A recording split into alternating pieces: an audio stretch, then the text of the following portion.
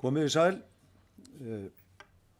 Ég vil sem forseti bæjarstjórnar Reykjanesbæjar setja fund bæjarstjórnar með ungmennaráði Reykjanesbæjar og bjóða ykkur öll velkomin til þessa fundar.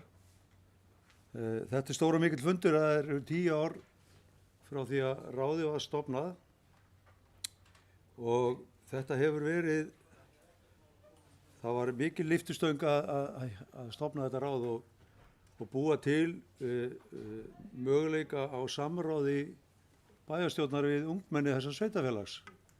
Og við höfum nú fengið í gegnum tíðina mikið af góðum ábendingum sem að bæjarstjórn hefur reynt að taka tillit til eins og hægt hefur verið. Og við munum að sjálfsögðu halda áfram þessu samstarfi sem að nú hefur staðið yfir í áratug og mun væntanlega standa yfir í framhaldinu svo lengi sem að þetta sveitafélag verður til. Það er aldrei og mikið af samráði og það að fá að heyra raddir ungs fólks skiptir miklu máli. En okkur er ekkert að vanbúna að hefja hana funda, gaman að sjá hvað þeir eru mörg hérna, en COVID er ennþá að trufla okkur því miður, en við höldum áfram ótrauð þrátt fyrir það. Það eru margir sem eru hér á mælendaskrá, en ég ætla að gefa Ólafi Bergi Ólafssyni tómstundaleiðbeinanda orðið fyrst og hann ætlar að fá að segja nokkur orð. Gjörðu svo vel.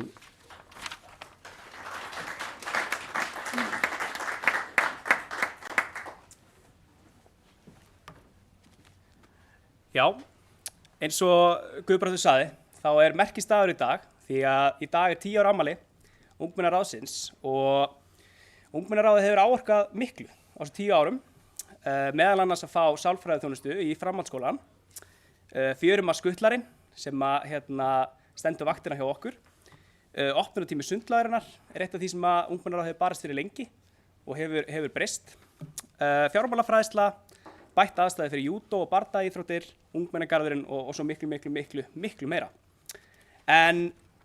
Og við hefum líka séð frábær ungmenni í ráðinu. Sólborgu Guðbrands, Sveindís Jane, Hlynur Snær, Hermann Ökkvi, svona litríkir karakterar sem hafa staðið vaktina. Og það er engin skortur af þeim í dag eins og þeim munum sjá í þeirra ræðum. En nú á 10 ára afmæli erum við stórhuga og við höfum látið hanna nýtt logo fyrir ungmennaráðið eins og þið sjáið hérna á veggjum og borðum og bara út allt. Við ætlum að gera myndband sem mun kynna ráðið fyrir bæjarbúum og ungmennum bæjarins og okkur langar að endurskoða erindisbréfið og vonandi tryggja fjármagn inn í ráðið og einhvers konar stöðugildi fyrir mann. En það er einn maður sem hefur staðið vaktina lengur en aðrir í ungmennaráðinu og það er hann Hafþór Barði sem situr hérna með okkur og okkur langar, ungmenninu langar að heiðra hann og hans vinnu fyrir ráðið og við ætlum því að afhenda honum viðurkenningar skjal og blóm. Hafþór Barði, komdu yfir.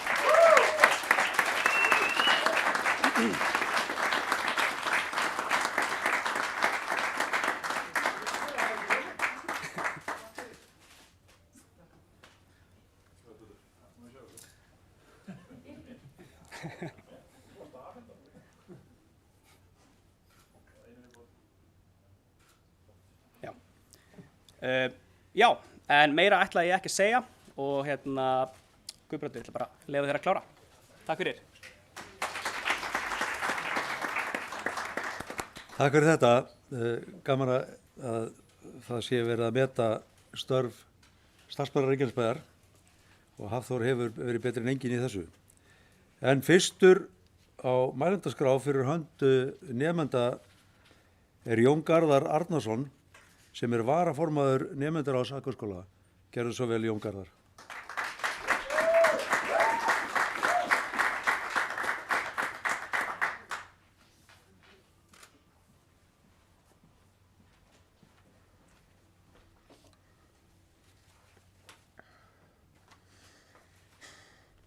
Ágæti forseti, bæjarstjórn og aðrir góðir gestir. Ég og pabbi minn eigum okkur saman áhugamál. Við elskum að horfa á myndir saman, sérstaklega James Bond. Þið voru mjög spenntir þegar við sáum að nýja James Bond myndin var væntanleg og þegar myndin var loksins komin í bíó hérna á Hafnargötunni ætlum við feðgarnir að fara saman á hana. En við bara gátum það ekki. En hvers vegna ekki? Því að pabbi minn í hjólastól.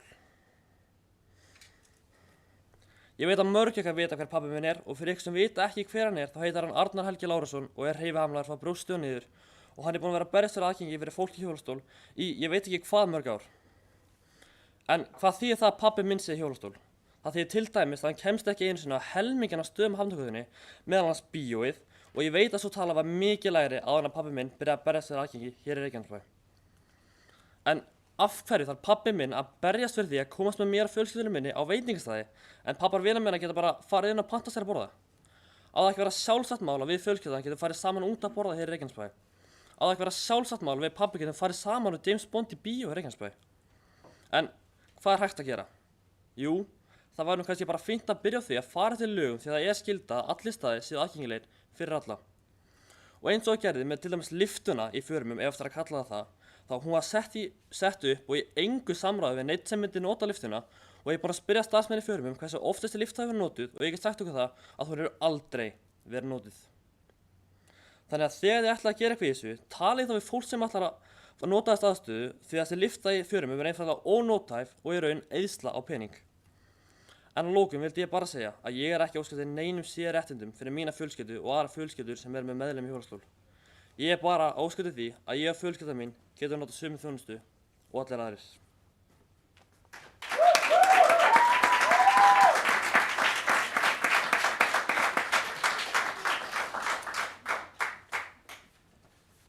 Takk fyrir þetta, Jón Garðar. Nú ræðumaður númer 2 kemur úr KFM og K og formaður ungliðastarfs þar, heitir Ragnheiður Anna Jónsdóttir. Gerðu svo vel.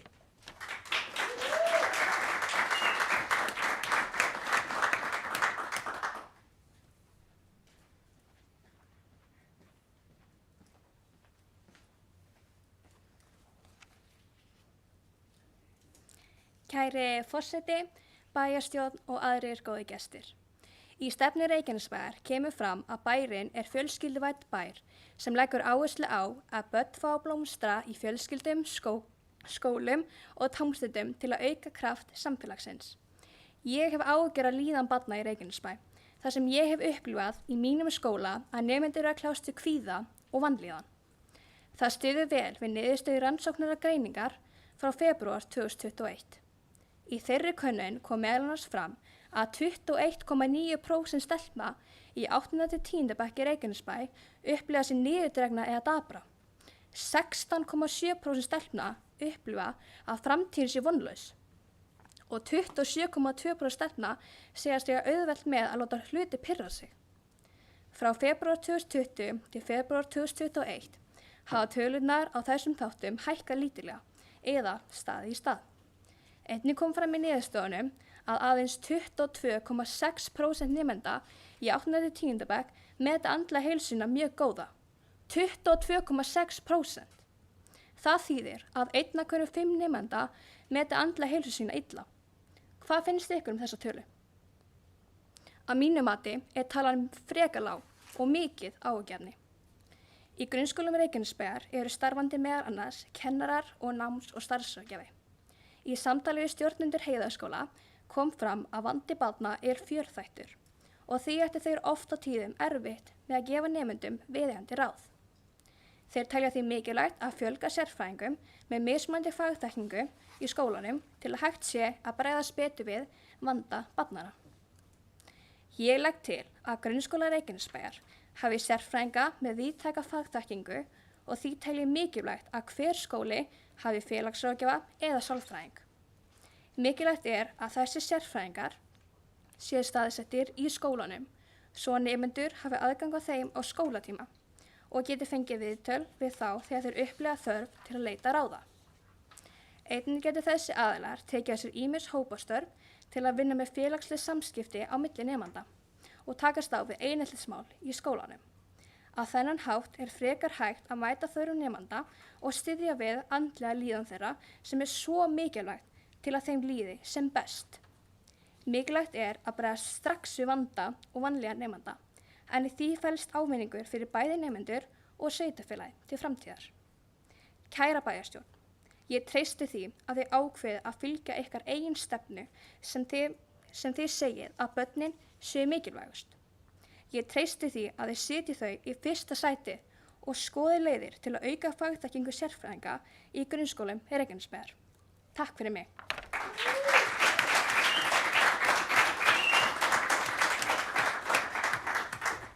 Takk fyrir þetta Ragnar Anna.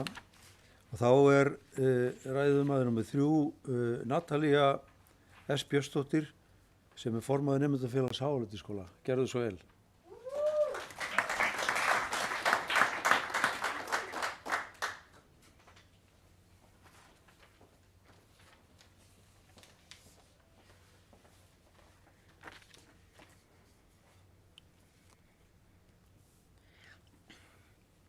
Ágæti forseti, bæjarstjórn og aðrir gestir. Fyrst og fremst vil ég segja að margir eru ánægðir með skólalóð Stapaskóla en hvað með hina eldri skólana? Er farið að hugsa hvernig á að betrumbæta þá og ef svo, af hverju erum við ekki með í ákvörðunartökum? Ég kem hingað í dag til að tala um Ásbrú, hverfið mitt, þar sem ég hef búið í 4 ár og hefur alltaf fundist vera dapurt og gleymt. Fólki í kringum mig, eins og íbúar Ásbrúar, kennarar og nemendur í Háleitiskóla eru sammála að það vantar betri skólalóð, fleiri leiksvæði á Ásbrú og betra umhverfi. Það er mikið pláss í kringum Háleitiskóla fyrir til dæmis Æslabelg, Aparólu og Hreistisvell. Þessi 3 hluti kosta 10 milljónir, jafn mikið á skautasvelli sem á að vera hér í 3 mánuði veturinn. Í öllum Reykjanesbæ er lítið af trjám og almennilegum gróðri. Ef við gróðsetjum 100 tré á hverju ári næstu 10 árin, getum við með aðeins nokkrum milljónum gróðsett 1000 tré af til dæmis Alaska öspinni sem væri gott tré fyrir Reykjanesi. Þá kannski myndi umhverfið líta betur út og skjóla orðið betra. Annað sem væri hægt að gera til að bæta umhverfið var að bæta við lýsingu, ruslatunum og göngustígum, sérstaklega við hverfi á Skógarbraut.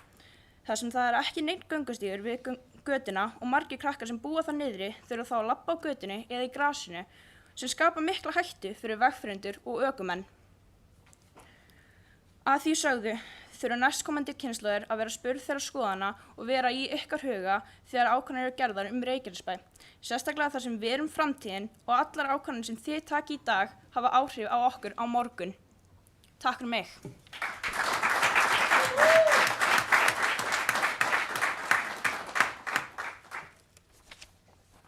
Takk fyrir þetta Natalía.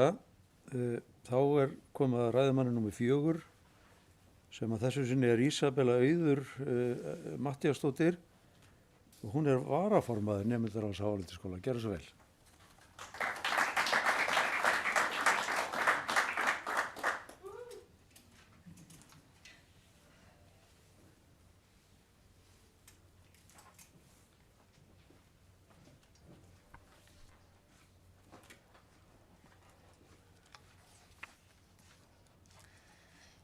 Kæri forseti, bæjarstjórn og aðrir gestir. Eins og sagt var heiti ég Ísabella en ég er formaður nemendaráðs Háleitiskóla. Mér langar að koma hingað upp og tala um 3 hluti. Þeir eru bækur í unglingadeildinni á bókasafni Reykjanesbæjar, ruslatunnur í bænum og sálfræðiþjónusta í grunnskólum. Kjartan, við hittumst fyrir ári á fundi UNICEF-ráði Háleitiskóla. Þar sýndi hann okkur næluna sína sem táknar heimsmarkmiðin sjálfbæra þróun. Fyrir þá sem ekki vita hvað þau eru, þá settu Sameinuðu þjóðirnar aðildarríkjum 17 markmið sem þeim ber að ná fyrir árið 2030. Markmiðin myndast jafnvægi milli 3 stoða sjálfbæra þróunar, hinna efnahagslegu, fjárhagslegu og umhverfislegu. Fyrst Kjartan hugsar svona vel umhverfið, væri þá nokkuð erfitt fyrir hann að splæsa nokkrar ruslatunnur fyrir bæinn okkar. Fyrst ímyndið ykkur að þurfa að labba í 10 mínútur með skítabók í hundinum eftir að hundurinn ykkar skeiti einhvers staðar þar sem engin stæðaskilur er nálægt því að það er eiginlega einu ruslatunnar á Ásbrú allavega.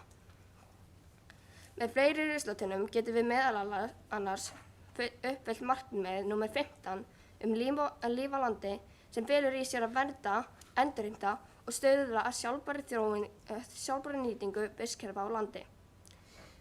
Ég líka sjálf mikill bókaormur sem þýðir að ég heimsæki bókasafn Reykjanesbæjar reglulega.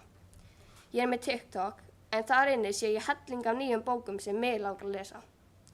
Eiginlega enginn þeirra bóka á bókasafninu. Já, þau eru með hungurleikana Harry Potter og afbrigði.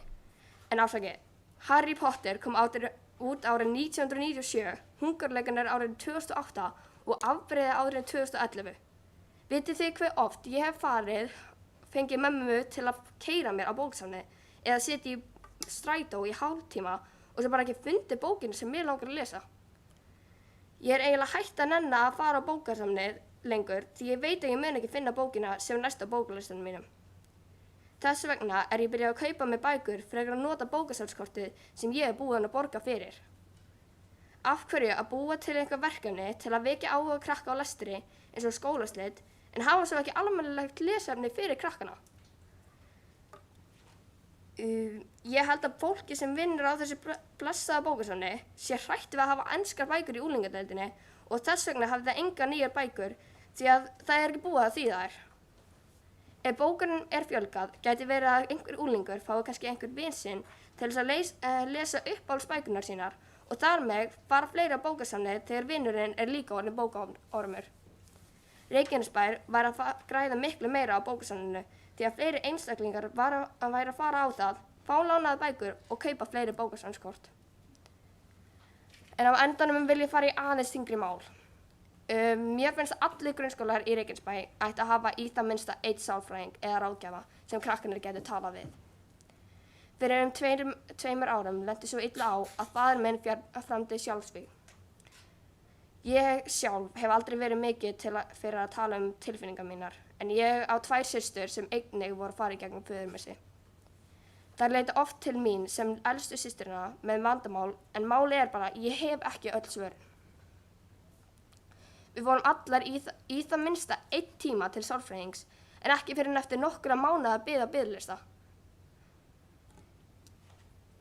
Vitið þið hvernig það að vera barn og hafa engan til þess að tala við? 1 tími fyrir barn hjá sálfræðingi getur kostað alveg upp í 18 til 26.000 krónur og margir foreldrar eiga nú þegar fullt í fangi með að borga leigu. Vissið þið að meðaltal unglingar nú til dags hafa sömu kvíðastig og geðsjúklingur á 5. áratugnum. 1 til 2 af hverjum 30 strákum og 10 stelpum glíma við einhvers konar þunglyndi eða kvíðaröskun. Faðir okkar var búinn að berjast við þunglyndi frá ungum aldri. Ég vil ekki neitt barn eða unglingur þurfa að fara í gegnum það sem hann gerði. Ekki bara það, heldur fyrir svo staðreynd að ekki sé haldið nógu vel andlega heilsu barna á móti lögum þar sem barnasáttmálinn Sameinuðu þjóðanna tekur skýrt fram að öll börn eigi rétt á heilbrigðisþjónustu. Með því að hafa sálfræðing í grunnskólum bætum við vellíðan barna og unglinga komandi kynslóða og flýtum fyrir frekari uppfyllingu barnasáttmálans. Ég vil þakka fyrir áheyrnina og ég hlakka til að sjá breytingar á næstkomandi árum.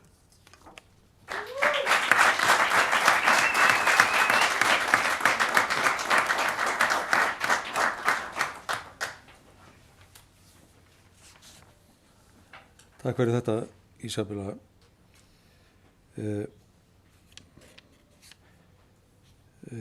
Mér var á að segja að þú væri varaformaður. Ég hafði það bara á blaðinu sem að ég hafði fyrir fram að mig.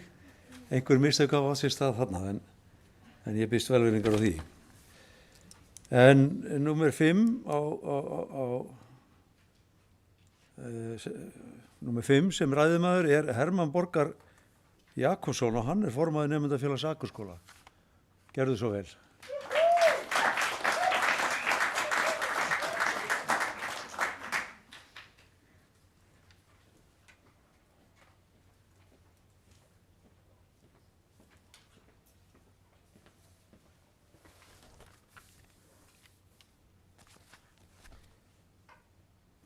Kæri forseti, bæjarstjórn og aðrir góðu gestir.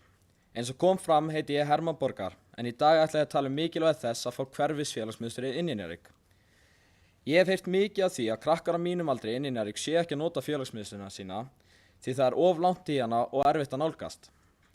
Ég veit til þess að það eru krakkar sem eru frekar að hittast í stigagöngum frekar en að fara út í fjörheima þegar þau komast ekki, enda liggur við styttra að fara í félagsmiðstöðina Boruna í Vogum frá efsta hverfi upp í Stapa en að fara upp í fjörheima. Þetta er algjörlega óásættanlegt. En af hverju er þetta mikilvægt? Síðustu vikur hef ég séð hversu mikilvægt þetta er eftir að sjá post eftir post á Íbúar inni Njarðvíkur Facebook-síðunni að krakkar séu að gera dýrat, taki hurðarhúna, sparki ljósastaura og skemma eignir annara, til dæmis rúður og skreytinga.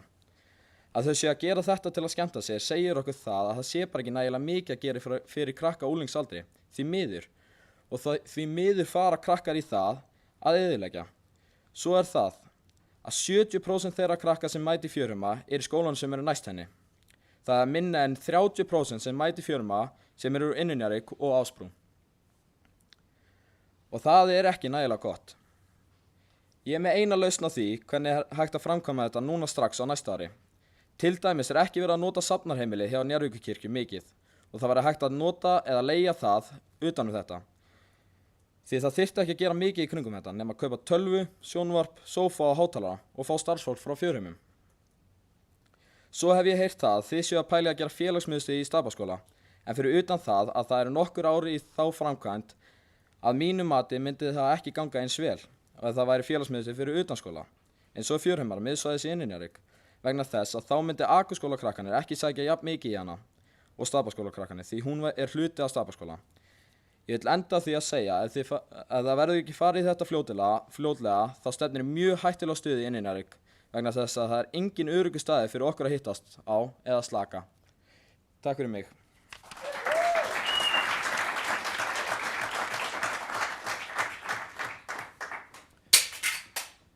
Og þá er næsta málnildaskrá Nadía Líf Pálsdóttir sem er formaður nemendafélags Njarðvíkurskóla.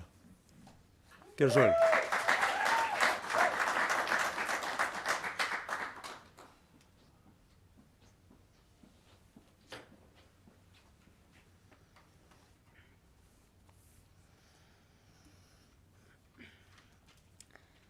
Ágæti forseti, bæjarstjóri og aðrir góði gestir. Ég heiti Nadía Líf Pálsdóttir og er formaður nemendaráðs í Njarðvíkurskóla.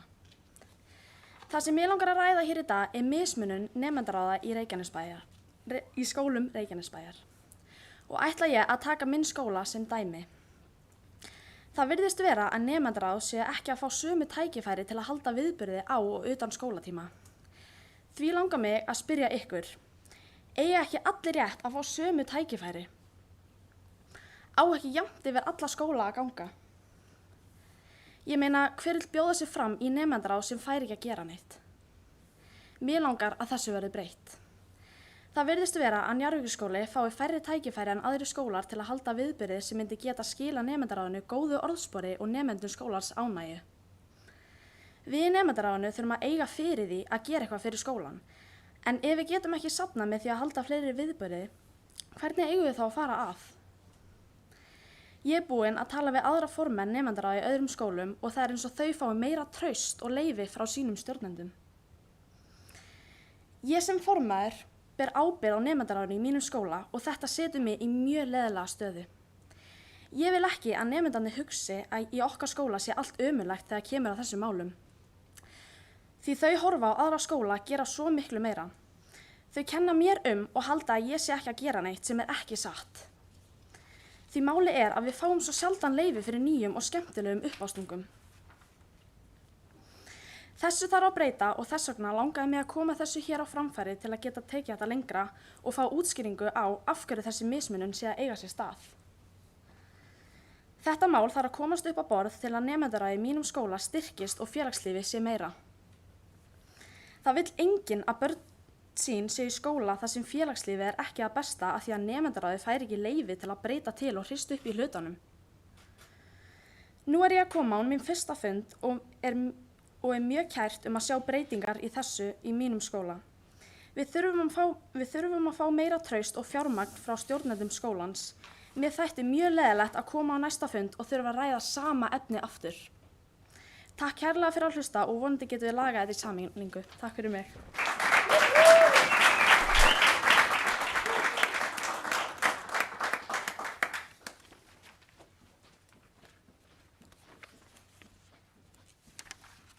takk fyrir þetta og þá komið að ræðumanni nr. 7 sem Sesselja Ósk Stefánsdóttir og hún formaður nemendaráðs Myllubakkaskóla. Gjörðu svo vel.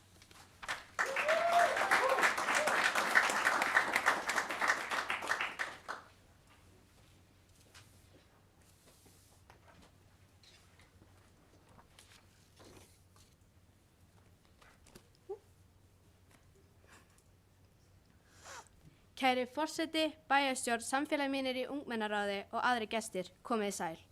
Ég heiti Sesselja Ósk og nemandi í 10. bekk í Myllubakkaskóla. Í dag langar mér að fjalla ástandi í skólanum mínum. Eins og allir vita, þá eru við nemendur í Myllubakkaskóla öll á leiðinni í mismunandi húsnæði vegna myglunar í skólanum. Ég og fleiri nemendur í Myllubakkaskóla eru mjög ósátt með ástandið þarna, sem skiljanlegt. Okkur finnst það ótrúlega leiðilegt að þurfa að fara í önnur húsnæði eins og til dæmis fyrir við í 8. til 10. bekk í akademíuna. Þetta sérstaklega leiðilegt fyrir okkur í 10. bekk þar sem við erum að fara að útskrifast núna í vor og við höfum ekki hugmynd hvar útskrifun okkar verður haldin. Mér langar að spyrja ykkur, af hverju var ekki gert eitthvað fyrr? Þessi mygla búin að vera í þessu skóla í cirka 2-3 ár. Kannski ef það hefði verið gert eitthvað fyrr, hefðu við hugsanlega fengið að útskrifast úr okkar skóla. Af hverju var ekki gert eitthvað til dæmis þegar COVID var sem mest og nemendur voru lítið í skólanum eða yfir sumarið? Mér finnst líka út í hött að það var ekki sagt okkur ungmenni í Myllubakkaskóla neitt. Heldur fréttum við flest af því að þetta ætti að loka skólanum okkar og senda okkur í önnur húsnæði á samfélagsmiðlum. Ég sem formaður nemendaráðs hef ekki fengið að vita neitt. Nú búið að senda okkur út allan bæ og hvernig verður núna með viðburði sem nemendaráð skipuleggur? Hvar getum við fengið að halda viðburðin okkar? Fáum við sal, fáum við húsnæði? Er eitthvað búin að ræða þetta? Annað sem ég verð að fá að segja, nú bætast við að minnsta kosti 20 mínútna að labba í skólan. En það sem voru áður 600 metrar fyrir mig er núna 2,6 kílómetrar. Við erum komin í allt annað skólahverfi og meira að segja allt annað póstnúmer. Og þetta er bara ég. Það er hellingur af öðrum krökkum sem búa miklu lengra frá en ég og er að fara að athuga með aðra skóla. Á ekkert að gera fyrir okkur út af þessu. Fáum við ekki einu sinni kost á skólabíl í skólan eða einhverja aðra lausn. Svo í lokin verð ég bara að minnast á það að mér finnst fáránlegt að vita að skólastjórinn og fleiri kennarar í skólanum voru að fara í veikindaleyfi vegna myglunar. En við krakkarnir áttum ennþá að mæta í skólan í þessa hættulegu myglu. Þegar við spurðum út í þetta fengum við engin svör. Mér finnst bara að ef svona kemur einhvern tímann fyrir í öðrum skólum í Reykjanesbæ þarf að ræða við alla, bæði starfsmenn og nemendur, strax. Takk fyrir mig.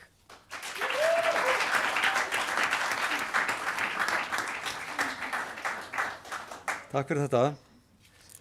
Og þá það ræðumaður númer 8 sem heitir Jón Logi Víðisson, varaformaður nemendaráðs Heiðaskóla. Gjörðu svo vel.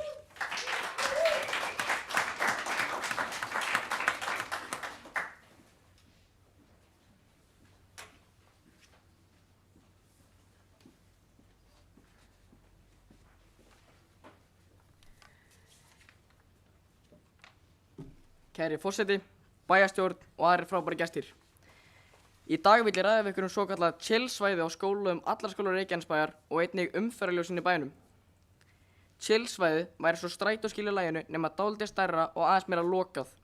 Ég kom með hugmyndu hvernig skýli geti litið út eins og sést á blöðunum ykkar og tilgangur með þessu skýli er til að fá eitthvað stað þar sem ungmenni geta hist, chillað, spjallað eða eitthvað þess áttar. Ég kom með þessa hugmynd því núna oftast þegar ég og vinir mínir erum að fara að hittast þá er ekki alltaf hægt að fara heim til hvers annars, henni endum oft á því að fara út. Við förum út á skólalóðina og endum á því að sitja í rólunum eða við innganginn og spjalla þar.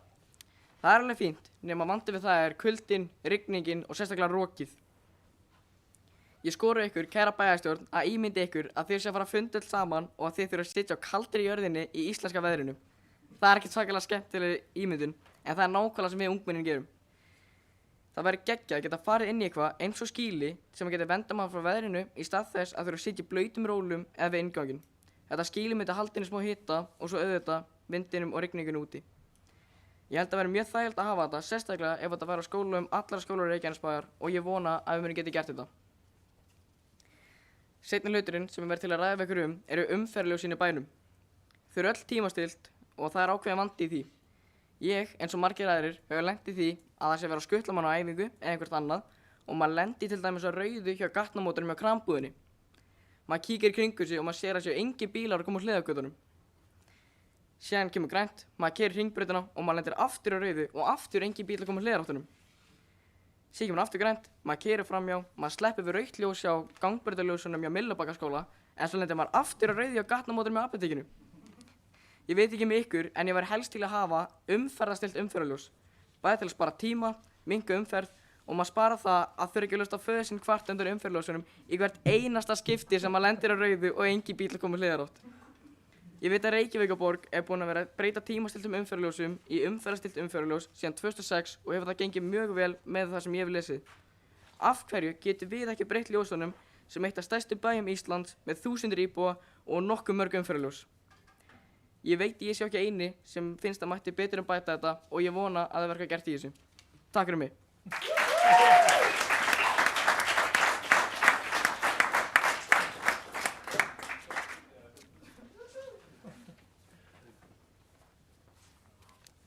Takk fyrir þetta og þá er komið að síðasta ræðumanni fyrir hönd nemenda sem er Betsy Ásta Stefánsdóttir sem er formaður Ungmennaráðs Reykjanesbæjar. Gerðu svo vel.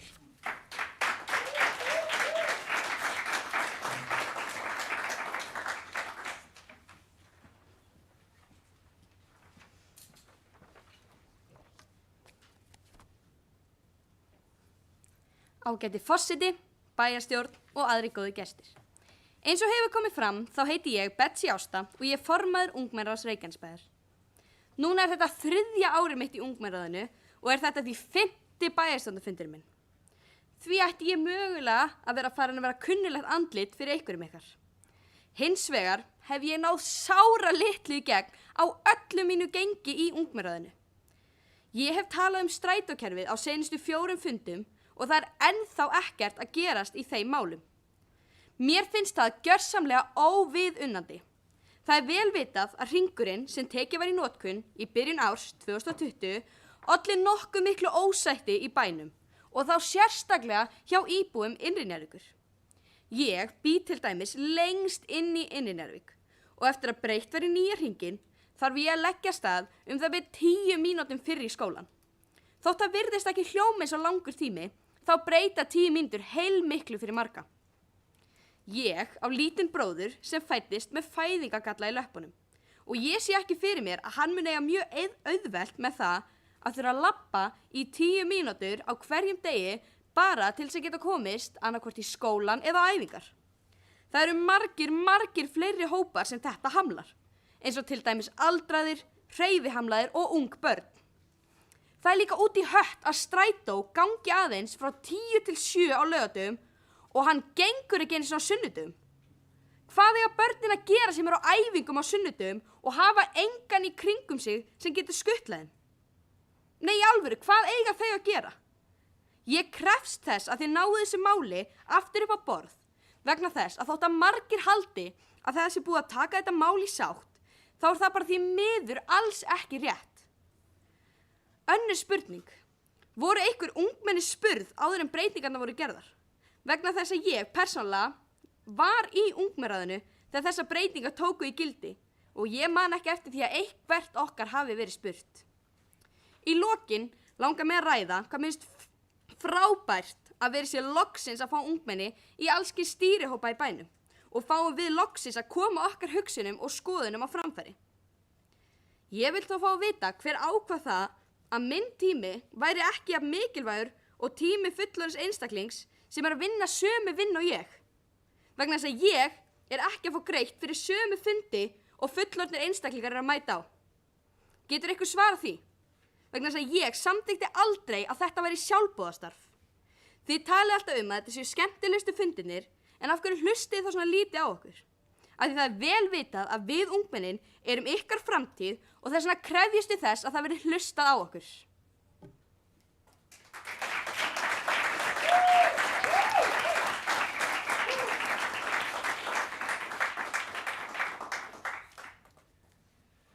Takk fyrir þetta. Við erum þá komin að leiðarenda með ræður nemenda, en við höfum haft þann háttinn á að bæjarfulltrúar hafa síðan tjá sig, allavega þeir sem hafa kosið það það sem að þið hafa verið að nefna hér og mér langar nú sem forseti að ríða á vaðið og fá að segja nokkur orðum það sem hér hefur komið fram og ég vil nú byrja bara á því að þakka fyrir þessar ræður ykkar krakkar því að þær skipta mig máli og þær skipta okkur máli að sjálfsögðu. Ég greini samt núna kannski aðeins harðari tón í ræðunum ykkar heldur en að ég hef oftast áður heyrt. Og ég sé líka, maður sér stundum svona áherslubreytingar á milli hópa sem að mæta hingað og kannski áherslubreytingar frá ári til árs eftir í hvernig viðrar bara í samfélaginu. Og ég hef nú heyrt ykkur stundum tala götur og strætó og ruslatunnur en á öðrum tímum tala sko andlega líðan og hvað það sem skiptir ykkur máli og hvernig við eigum að forgangsraða. Og það kannski þetta stóra viðfangsefni sem við erum alltaf að glíma við. Hvernig ætlum við að forgangsraða í þessu líf okkar? Hvað það sem skiptir okkur máli? Það velferð okkar, barnan okkar, ömmu okkar og afa? Eða skiptir máli að byggja fleiri vegi eða kísilver eða hvað eina? Hvernig ætlum við að gera þetta? Og það kannski þetta vandasama verk sem við erum öll að glíma við, ekki bara við sem bæjarfulltrúar, heldur kannski bara við sem einstaklingar frá því við fæðumst og þangað til við deyjum.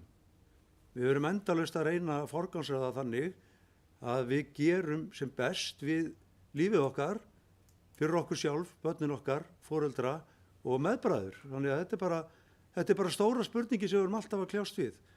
Og við erum auðvitað sem bæjarfulltrúar alltaf að horfa á þessa forgangsröðun. Hvernig á hún að vera? Á hún að eigum að byggja nýtt íþróttahús eða nýjan skóla? Erum við búin að gera góða skólalóð í Stapaskóla? Þá verðum við þá að fara að gera góða skólalóðir annar staðar eða eigum að fara að borga fyrir sálfræðinga skólum? Hvernig ætlum við að nýta þá fjármuni sem sveitarfélagið hefur á milli handana? Þeir eru ekkit bara endalausir. Við búum til fjármuni fyrir sveitarfélagið með því að leggja skatt á fólk og fólk oftast að rífast yfir því að skatta séu háir, ekki lágir. Sjáu þið? Þannig að þetta vandasamt verk en að sjálfsögðu eigum við öll að reyna átt okkur á því og sameinast það hvernig við viljum sjá samfélagið okkar þróast. Það skiptir okkur mestu máli. Að við séum saman á leiðinni, saman á þessari vegferð sem að við getur verið mismunandi bara eftir í hvernig árar í þessu samfélagi okkar.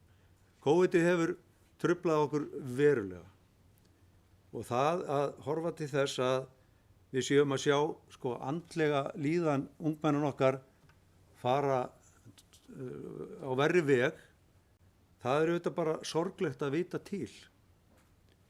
Og maður er sko miður sín yfir því að slíkir hluti sé að gerast. En hvað eigum við að gera? Hvað eigum við að gera? Og þarna spyrjum við stóra spurninga af því að Betsy hjónur hressilega í okkur, við sittum nú saman í nefnd að sækja að sveitarfélagi fái titilinn barnvænt sveitarfélag. Vonandi tekst okkur það að uppfylla þau skilyrði sem að þarf til þess.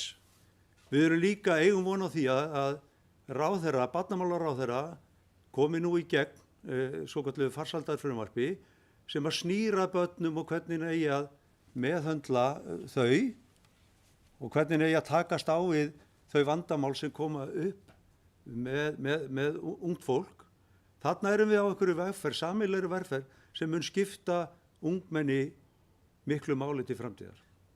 Og ég held að þrátt fyrir að við séum ekki að ná öll í gegn núna, þá erum við held ég á réttri leið. Þannig að ég óttast ekki að kvíða engu. Ég auðvitað nervus yfir stöðunni eins og hún en við skulum ekkert gefast upp. Lífið er bara glíma frá því maður fæðist og til maður deyr. Þetta gerist ekki alltaf á einu vettvangi. Við þurfum bara að takast á við stöðuna eins og hún á hverjum tíma fyrir sig. Og bara ég gleðst yfir þessum ábendingum sem að við erum að fá frá ykkur og tökum þær að sjálfsögðu til greina. Við getum kannski ekki orðið við öllu. Við höfum öll okkar óskalista. Öll sem erum í bæjarstjórn höfum okkar óskalista. Ég er nú búin að vera ansið lengi í bæjarstjórn. Ég er búin að sitja í bæjarstjórn í næstu 4 kjörtímabili eða 16 ár. Ég er búin að vera tengdur bæjarpólitík frá 1998 þegar þið voru flest bara hugmynd og ekki fætt. Þannig að ég þekki þessi mál talsvert, þetta er hennar tíma, og maður er ekkert komin á leiðarenda. Maður verður aldrei komin á leiðarenda. Það er alltaf eitthvað, heimurinn breytist, lífið breytist og við verðum alltaf að takast á við ný viðfangsefni. Málið er að sýna þrautseigju og halda áfram og gefast ekki upp. Ég ætla að láta þetta nægja og gefa bæjarfulltrúum orðið, annars eru Jóhannesdóttir, gerðu svo vel.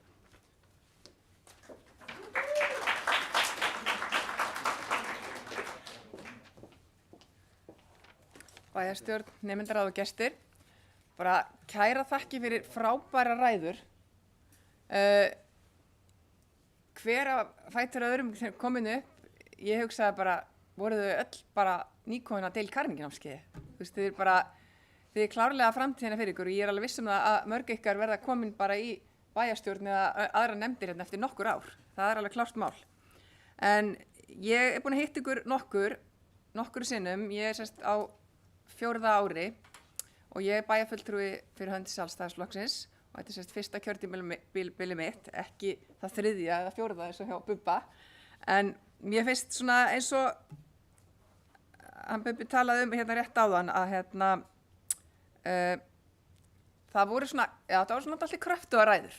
Ég er alveg sammála með því og það er gott fyrir okkur. Þið eru bara að brýna okkur, það er bara klárt mál. En það var svona rauður þráður hjá ykkur öllum að það sem svona snýr að í rauninni þeim aðstæðum sem þið hafið í samfélaginu, í hverfunum, það er langt á milli skóla, það er langt á milli hverfa og þegar við erum með til dæmis eina félagsmiðstöð, svona miðsvæðis, þá er alveg rétt, það getur náttúrulega bara verið erfitt fyrir marga að komast þangað á kvöldin og þessna var skuttlarinn sem þið fenguð mjög góður og kemur á góðum notum, bara frábær þjónusta sem að við fórum í að gera fyrir ykkur og ég held að með tímanum og með fleiri grunnskólum þá verði náttúrulega félagsmiðstöðar svona framtíðin í hverju skóla fyrir sig.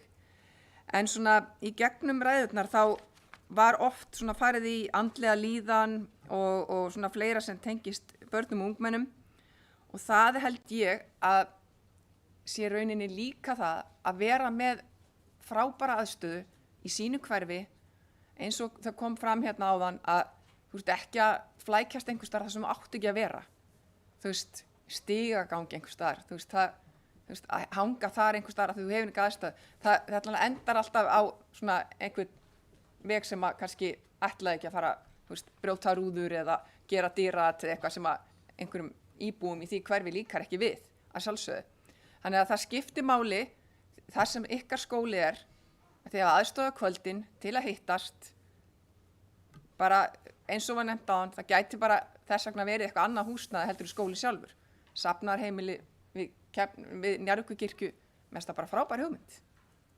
Nýta húsnæði sem eru kannski laus á kvöldin. Ég er allavega til að skoða það.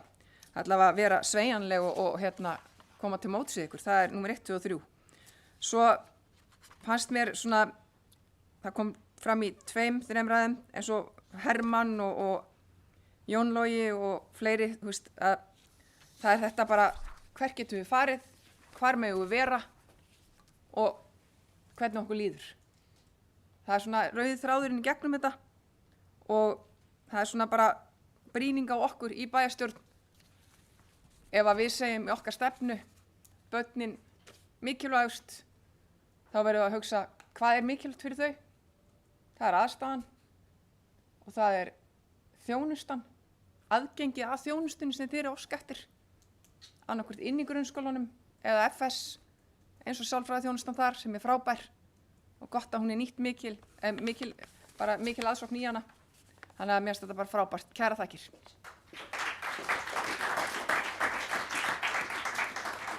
Takk fyrir þetta. Jasmína Sernak hefur beðið orðið, gera svo vel.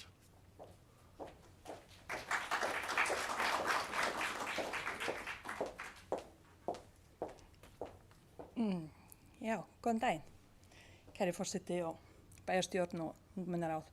Ég kem hérna sem varabæjarfulltrúi, sem betur fer, ég bara svo heppin að vera stödd fyrsta skipti á heyra ykkar hérna ræður sem voru alveg glæslegar og stóð frábærar. Og ég ætla að taka undir hérna forseti bæjarstjórnar Guðbrandi, það þarf þrautseigju til að klára öll verkefni, en við klárum þau aldrei, það er nokkur rétt. En það sem ég les úr þessu hérna, nokkrum erindum hérna sem hafa komið fram, er það samráð. Það virðist vera að vanta samráð við ungmenni þegar koma ákvörðun hérna, ákvörðunartöku hjá hérna, okkur fulltrúum hérna, sem má alveg bæta. Það er alveg rétt sem kom í síðasta erindinu. Það hefur ekki verið samráð við ungmenni og örugglega fleiri sem hérna, nýta strætó. Og það voru svolítið mistökin á mínum mati líka. Og það sem við erum að reyna að bæta okkar vinnulag, þá brýni ég því til okkar alla að bæta það umhverfi. Hins vegar er sumt verkefni sem snúa náttúrulega sveitarfélögum og önnur verkefni sem snúa ríkinu. Og sálfræðiþjónusta náttúrulega ávera niðurgreidd og er samþykkt í lögum Alþingi síðasta sumar. En það því miður hafa ekki fengist fjármagn til að því sé framfylgt. Þannig vonum það og ég skora á ykkur líka brýna fyrir ríkisstjórninni að framfylgja því og setja fjármagn í þetta svo þið og við öll fáum fría sálfræðiþjónustu. En annað sem við getum gert alveg strax, það er alveg klárt mál að bæjarstjóri getur örugglega keypt fleiri ruslatunnur. Ég held það sé alveg verkefni sem við getum gert alveg í hvelli. Það sem kostar örugglega ekki mikið pening og við þurfum ekki einhverja ákvarðanir frá ríkinu eða það er ekki flókið. Annars vegar örugglega fleiri bækur á bókasafni sem auðvitað. Þetta voru bara mjög rétt gagnrýni hjá henni Ísabellu. Það er eitthvað verkefni sem við getum gert mjög fljótt og hratt og ég held þurfum ekki mikið pening til þess. Og ég tek undir líka með henni Annu Sigríði. Ég held við þurfum svona finna út auðvitað náttúrulega þegar krakkarnir hafa, eða ungmenni, við skulum segja ungmenni að þegar við vist krakkar eru ekki svona frekar niðrandi. Ungmenni þurfa náttúrulega sama stað og ég tek undir með ykkur að við þurfum kannski finna einhver lausn á því líka að það er svolítið langt á milli.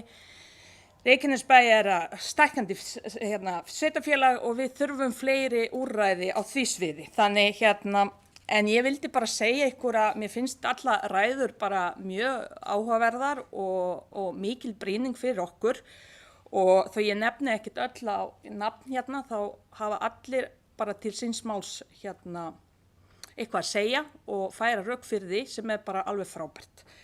Þannig ég ætla bara að þakka fyrir mig, mér fannst þetta bara mjög skemmtilegt og nú skil ég hvað allir að segja að þetta sé skemmtilegustu fundir hérna.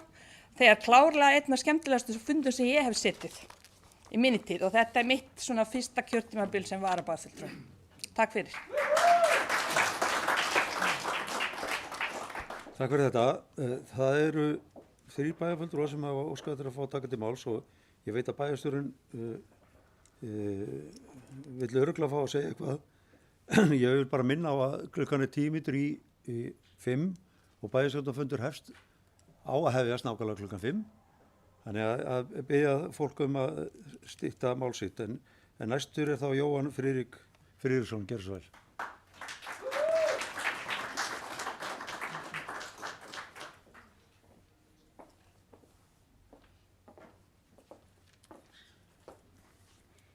Forseti, ágætu bæjarfulltrúar og kæra ungmennaráð. Já, þetta voru glæsilega ræður. Það er ekki annað en hægt en að fyllast bjartsýni til framtíðar.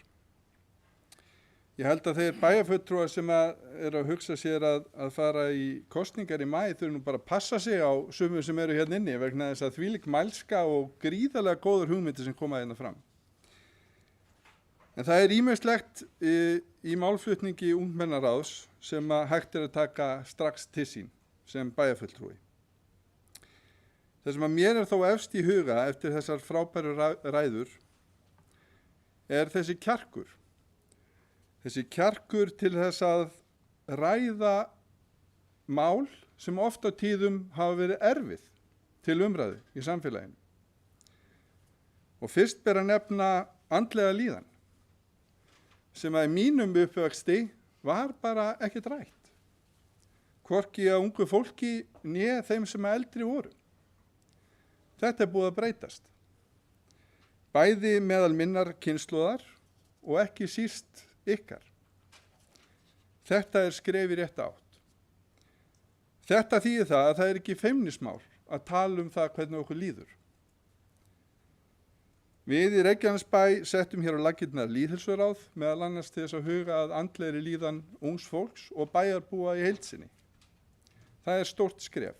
Það er verkefni í mótun og ég vonast til þess að heilsueflandi skólar og heilsueflandi samfélag komi til með að vera innlegg inn í bætta líðan íbúa. Ekki bara ungs fólks, heldur okkar allra. Varðandi samráðið, mér finnst það gríðarlega mikilvægur punktur.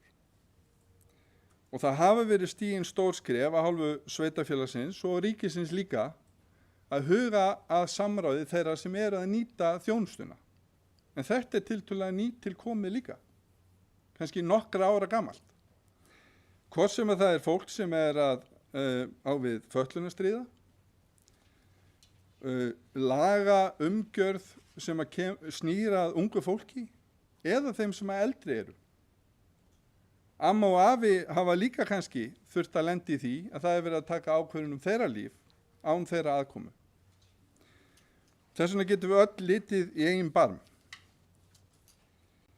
Ég get að sjálfsögðu farið hér yfir alla þessa frábæru punkta, en ég er búinn að skrifa á alla niður og ég tek þá með mér. Mér langar að lokum að óska ungmennaráði innilega til hamingju með 10 ára afmælið. Og það var vel til fundið að heiðra hann Hafþór fyrir hans vinnu, vegna þess að þegar ég fór að stíga mín fyrstu skref í samfélagsmálum í Reykjanesbæ, þá var Hafþór strax byrjaður og hann hafði háleitar hugmyndir hvernig við getum gert hlutina betri. Ásamt stórum og góðum hópi fólks höfum við náð gríðarlega góðum árangri í Reykjanesbæ á mjög mörgum sviðum. En eins og bæjarfulltrúar hafa minnst á, verkefnunum lýkur aldrei. Og svona brýning er það besta sem við bæjarfulltrúar getum fengið, vegna þess að þegar allt kemur til alls, þá eru við að vinna fyrir ykkur.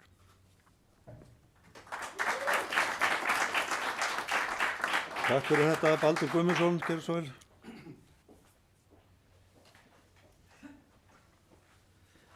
Já, virðulegi forseti, góði bæjarfulltrúar og yndislega ungmennaráð. Já, kæra þakkir fyrir ykkar framlag hérna í dag. Það var, ég er búinn að vera hérna allan tíman.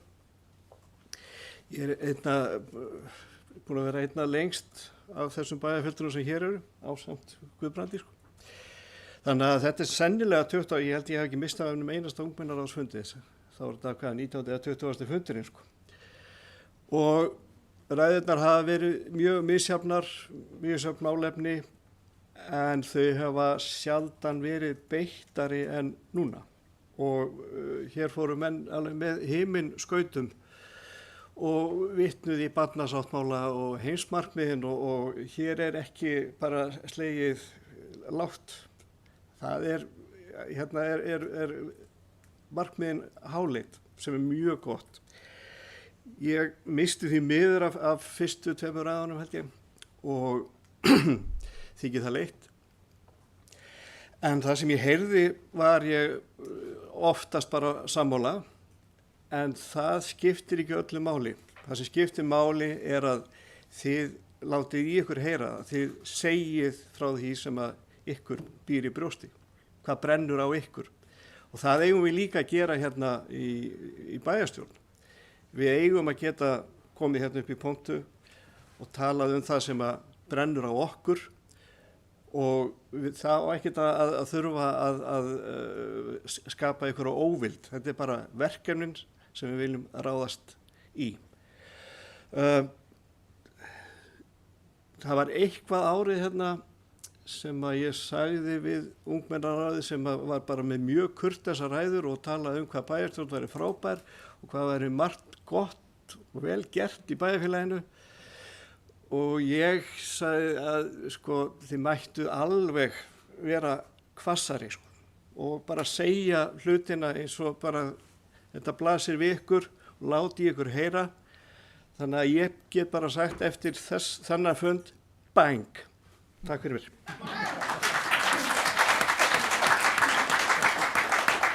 Takk fyrir þetta, Baldur. Styrmi Gauti, gerðu svo vel.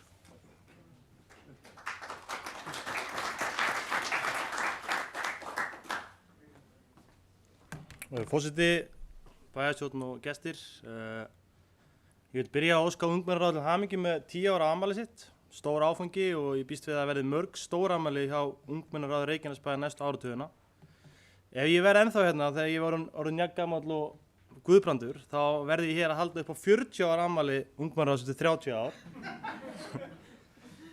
En ég vil þakka ykkur kærlega fyrir erindin ykkur í dag og án þess að fara eitthvað ítalega ofan í það sem hver eitt sagði, þá verð ég bara að hrósa ykkur.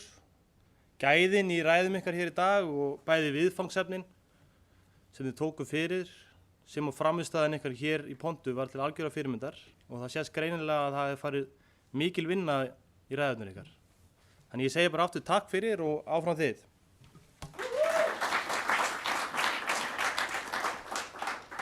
Margrét Þórarinsdóttir hefur beðið orðið.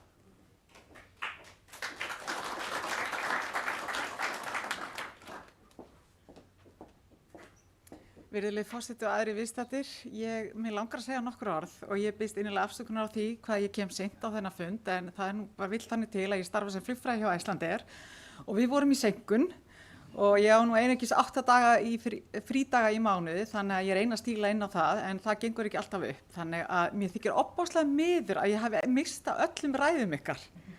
Ég veit að þið eru frábær og ég vil óska ykkur til hamingju með 10 ára afmælið, en mér langar að koma með tillögu. Hvernig væri að við tækjum þetta upp eins og við gerum og setjum þetta í beina útsendingu? Það er núna? Ok, frábært. Þá get ég farið heim á loknum bæjarstjórnarfundi og hlustað á ykkur. Til hamingju skurnar, ég veit að þið eru öll frábær. Þetta eru bestu bæjarstjórnarfundir sem ég nokkuð tíma tekið þátt í. Það er þegar þið eruð hér hjá okkur og ég óska ykkur allsins velfarnaðar. Takk fyrir. Takk fyrir þetta. Ég ætla að þakka fyrir fundinn sem hefur verið afar ánægjulegur og við erum núna komin að leiðarenda, klukkan er orðin 5, en ég ætla samt að synda upp á náðina og seinka bæjarstjórnarfundinum með nokkra mínútur og gefa bæjarstjóra orðið og biðja hann að slíta þessu fundi. Takk fyrir.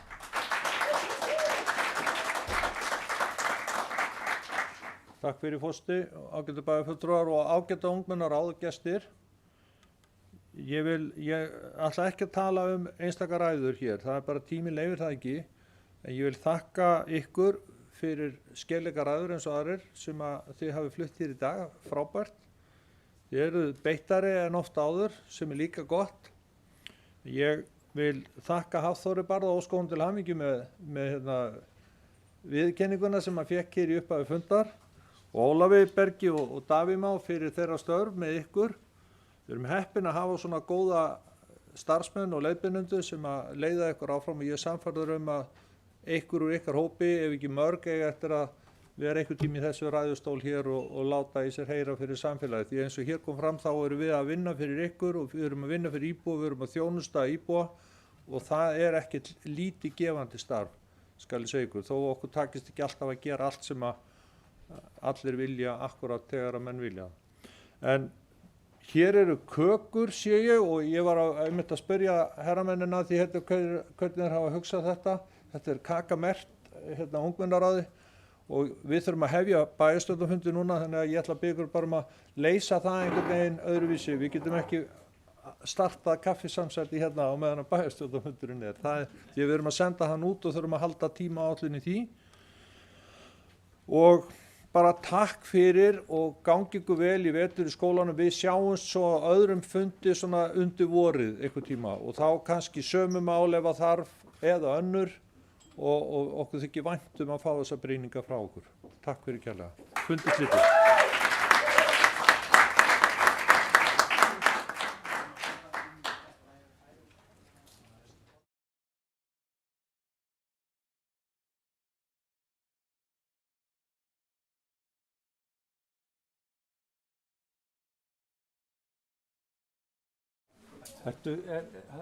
Stoppar útsendingum?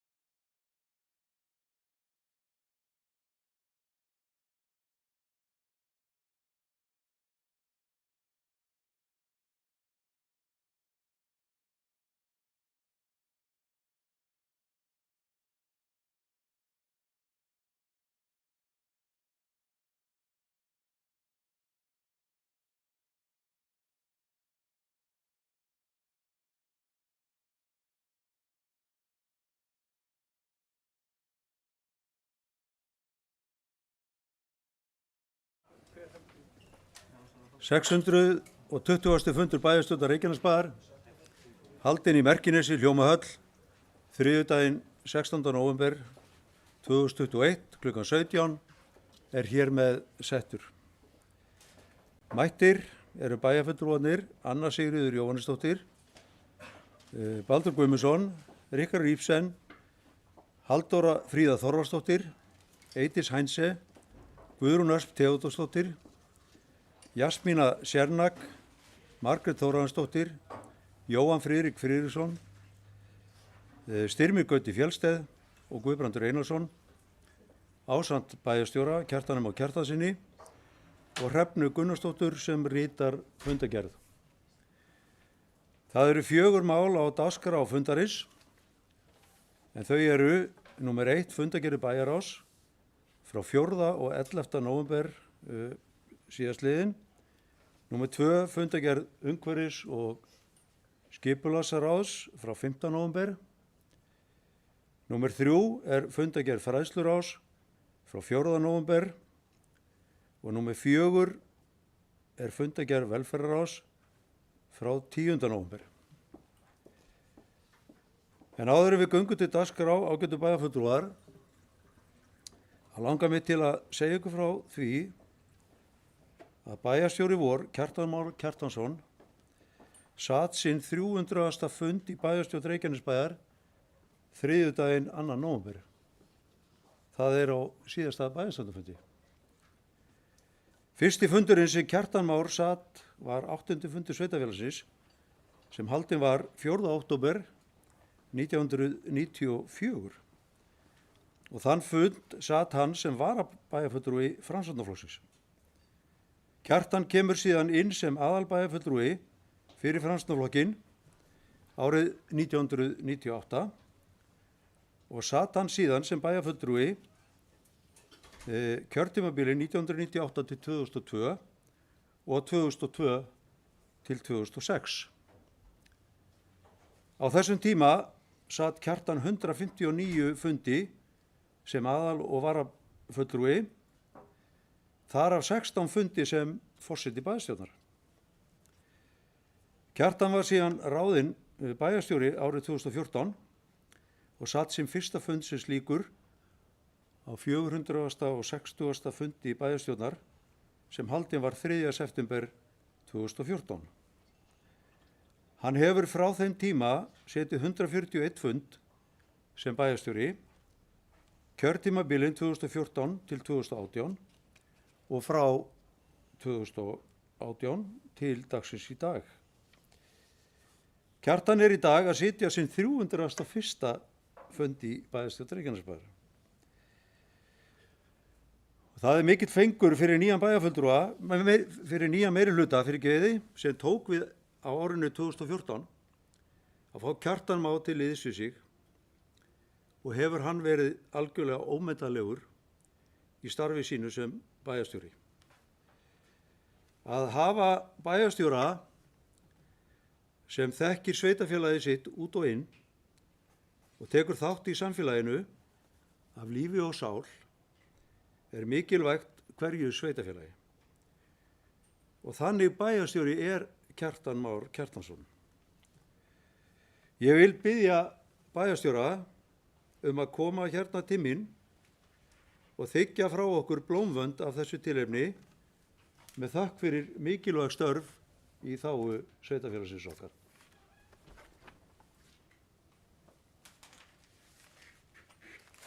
Gerðu svo vel, herra bæjarstjóri.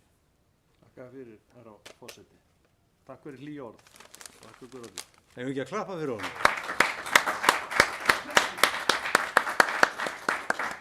Þetta eru 301 fundur, segjum 2 tímar hver fundur að meðaltali kannski. Það eru 604 klukkutímar. Það er 1/3 úr venjulegu vinnuárið sem er 1800 stundir, samfleytt. Guð minn almáttugur. Takk.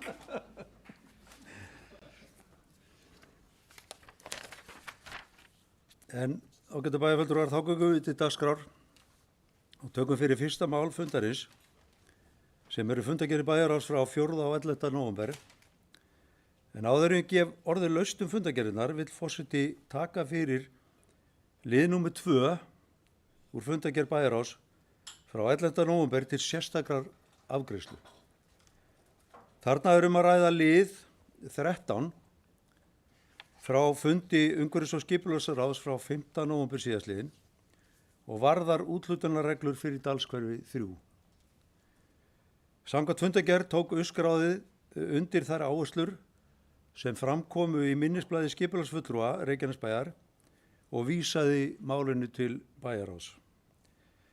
Bæjarráð samþykkti síðan á fundi sínum þann 11. nóvember úthlutunarreglur vegna norður hluta Dalshverfis 3 og heimilar að fari verði kynningu á þeim hluta hverfisins. Og þarna er ákveðin nýmæli að ræða. Það er farið hina venjubundnu leið hvað varðar einbýlishús og raðhús, en við erum í fyrsta skipti að horfa til svokallað útboðs á byggingarétti sem að hefur verið viðhaft í mörgum öðrum sveitafélögum að bjóða þá út til byggingar ákveðna reiti sem að hugsaðar eru fyrir fjölbýlishús. En þó að ákveðnu lágmarki, þannig að við fáum allavega svokölluð gatnagerðargjöld A og B, þannig að sveitafélagið verður ekki fyrir skaða að þessu, en við teljum eðlilegt að þarna erum að ræða litla reiti sem býður eru hátt upp í loftið, að sveitafélagið fái þá eitthvað meira í sinn hlut til þess þá að geta byggt þá innviði sem að þarf til þess að reka slík hverfi og veita þá þjónustu sem þarf til í hverfinu. En orðið er laust þetta. Ríkharður, gerðu svo vel.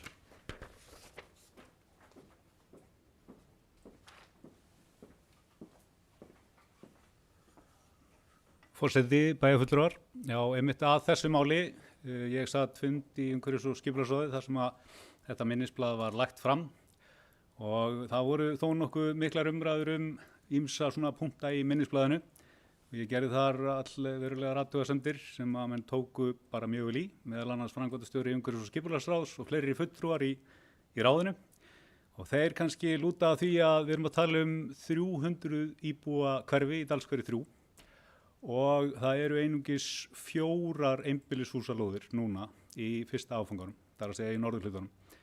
Og ég held að það sé alveg ótækt, við þurfum að fara varlega hvernig við skipuleggjum okkar bæjarfélag vegna þess að við náttúrulega horfum á það hvernig samsetning íbúa verður og ef við erum einungis með 4 einbýlishúsalóðir skipulaðar hjá Reykjanesbæ fram til ársins 2035, þá er nú eitthvað skrítið í gangi, það segir sig sjálft.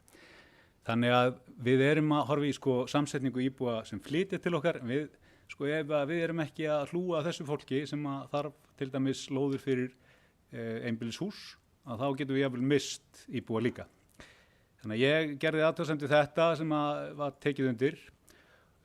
Eins sko í þessum texta þá talað að í seinni hlutanum, sem sem sagt suður hlutin, að þar eiga að vera 51 íbúð sem eru á að úthluta til óhagnaðardrifinna leigufélaga og af 300 íbúðum með við ástandið á markanum eins og í dag þá held ég að það sé líka ekki alveg að virka.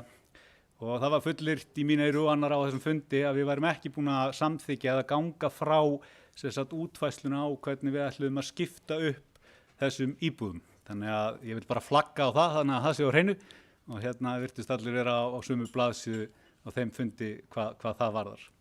Þannig að svona kannski að lokum að þá fagna ég því að við séum að semja hér úthlutunarreglur og koma þess á stað, ekki veitir af, en ítreka að við þurfum að finna aðra lausnir til að koma til móts við þessa íbúa til dæmis sem þurfa á einbýlishúsalóðum að halda og líka skoða þetta með óhagnaðardrifnu leigufélaginu. Takk fyrir, kærlega. Takk fyrir þetta, Margrét Þórhallsdóttir, gjörðu svo vel.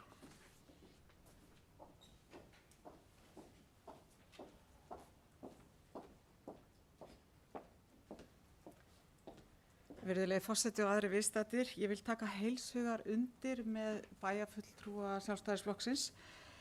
Miðflokkurinn á fulltrúa í stjórn umhverfis- og skipulagsráð og við erum algjörlega sammála og hann gerði athugasemdir við þetta einnig og hann styður bæjarfulltrúa Sjálfstæðisflokksins heilshugar og ég vil bara vona svo innilega að meirihlutin taki tillit til þess þar sem að fulltrúi Sjálfstæðisflokksins var að segja. Við verðum að huga að þessu. 4 einbýlishúsalóðir í heilu stóru hverfi, það náttúrulega gengur ekki. Þannig að ég vona þess svo sannarlega að meirihlutin taki tillit til þessa athugasemda sem eru komna fram. Takk fyrir. Já, takk fyrir þetta. En það er ekki eins og við séum að byrja á því að skipuleggja þetta núna. Það er búið að vera til umræðu hvernig skipulag þessa hverfis á að vera svo árum skiptir. Þannig að það hefur gefist tími til að koma athugasemdum á framfæri gagnvart þessu deiluskipulagi sem er búið að samþykkja í raun og veru. En vissulega get ég tekið undir það að við þurfum að skoða möguleikann á því að skipuleggja hverfi þar sem við fjölgum raðhúsum og einbýlishúsum. Það er eitthvað sem við þurfum að skoða sérstaklega. En við erum auðvitað bara að koma þessu dalskverfi í ganga því að Stapaskóli var byggður með það í huga að þetta hverfi yrði að veruleika og að Stapaskóli yrði þá nýttur eins og við viljum að verði nýttur. Það sem ég held að við ættum ekki að flýta okkur of mikið að fara að ræða seinni hluta úthlutunar í Dalskverfi 3 vegna þess að hún er ekki komin á dagskrá. Hún verður væntanlega á dagskrá í febrúar á næsta ári, þessi suðurhluti svokallaður og það er ekki búið að ákveða með hvaða hætti úthlutun á því fer fram eða þráttur að eitthvað gert hafi verið ráð fyrir hugsanlega 51 íbúð sem yrði úthlutað til óhagnaðardrifinna leigufélaga, þá er það ekkit endilega víst að svo verði. Það er ennþá til umræðu. Við vitum að þarna verða byggð fjölbýlishús, en við þurfum að taka ákvörðun það þráttur að það sé tillaga þessa tölu að taka ákvörðun það hvort að hún sé endilega heppileg. Á þetta að vera meira eða á þetta að vera minna og hvert á formið að því að vera á að fara eftir því laga umhverfi sem búið var til almennar íbúðir á að úthluta þessu þannig að þeir sem að fá að úthluta uppfylli lögin almennar íbúðir. Þetta eru bara spurningar sem við erum ekki búin að svara og Öskráðið munum væntanlega að fara yfir þetta í framhaldinu. Þannig að vonandi verðum við komin að niðurstöðu í febrúar og getum þá úthlutað seinni hlutunum, en ég þykist viss það að það verður mikil eftirspurn eftir þessari úthlutun sem væntanlega vonandi er að fara af stað núna í desember. En það býður þá okkar að samþykkja þessar reglur sem bæjarráð hafði til meðferðar á síðasta fundi. Og ég vil biðja bæjarfulltrúa að gefa merki það hvort þeir samþykki þær úthlutunarreglur sem liggja fyrir. Þeir sem samþykki geta það eru beðin að gefa merki. og þessar úthlutunarreglur eru þá samþykktar 11.0 og þá gefur forseti orðið laust bæjarráðsfundagerðir að öðru leyti, orðið laust. Það enginn sem óskar eftir að fá orðið undir fundagerðum bæjarráðs. Þeir sem samþykkt geta fundagerðir bæjarráðs frá 4. og 11. nóvember eru beðin að gefa merki. Og þær eru samþykktar 11.0 og þá komið að lið nr. 2 sem fundagerð umhverfis- og skipulagsráðs frá 15. nóvember. Þar eru ágætu bæjarfulltrúar 3 liðir sem að þarf að samþykja eða afgreiða sérstaklega í stórri og yfirgrifs mikilli fundagerð að venju en þarna að ræða 3 liði, 2, 3 og 5 og fyrsti liður sem þá liður nr. 2 Sjávargata 33 og þar óskað eftir að fá að fjölga íbúðum og orðið laust lið nr. 2 Sjávargata 33. Það enginn sem kveður sér ljós undir þessu lið. Þeir sem samþykkt geta lið nr. 2 eru beðin að gefa merki. Hann samþykktur 11.0 og þá það liður nr. 3 sem Hringbraut 77, grenndarkynning, orðið laust þennan lið. Og ég vil vekja athygli á að í þessum lið var erindinu hafnað, þannig að við erum þá með því að samþykkja liðin að samþykkja höfnunina. Þannig að bæjarfulltrúar séu upplýstir það. Það enginn sem að kveður sér ljós undir þessu lið. Þeir sem samþykkt geta lið nr. 3 eru beðin að gefa merki. Hann samþykktur 11.0 og þá það liður nr. 5 sem Brekadalur 4 og það stækkun á byggingarreit. Orðið laust lið nr. 5. Lið nr. 5 sem Brekadalur 4. Það enginn sem kveður sér ljós undir lið nr. 5. Þeir sem samþykkt geta lið nr. 5 eru beðin að gefa merki. Hann samþykktur 11.0 og þá komið að fundagerðina að öðru leyti, orðið laust fundagerðina. Gerðu svo vel. Ríkar Rífling, gerðu svo vel.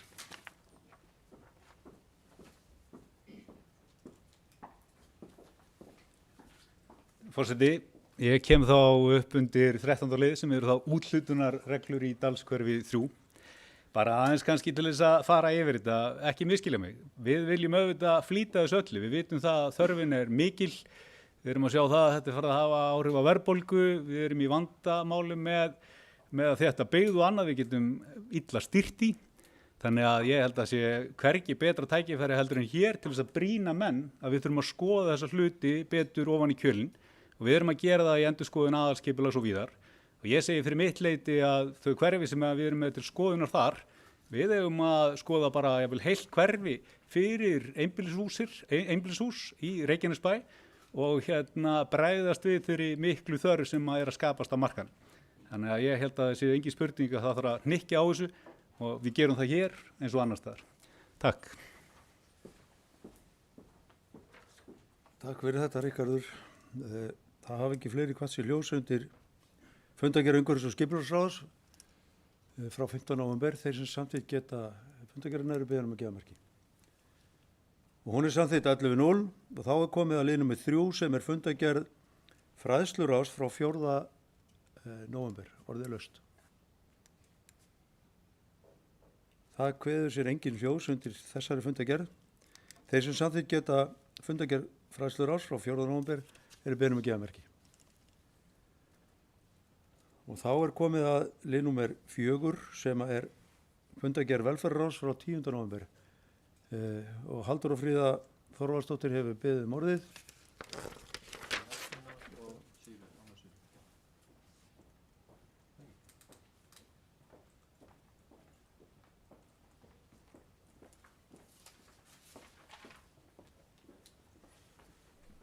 Forseti og aðri viðstaddir.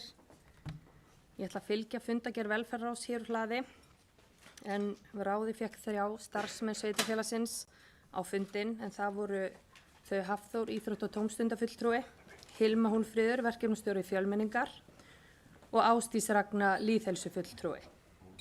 Hafþór fór yfir fundagerð samtakahópsins en okkur hefur orðið tíðrætt mikilvægi vinnuhópsins fyrir samfélagið okkar hér.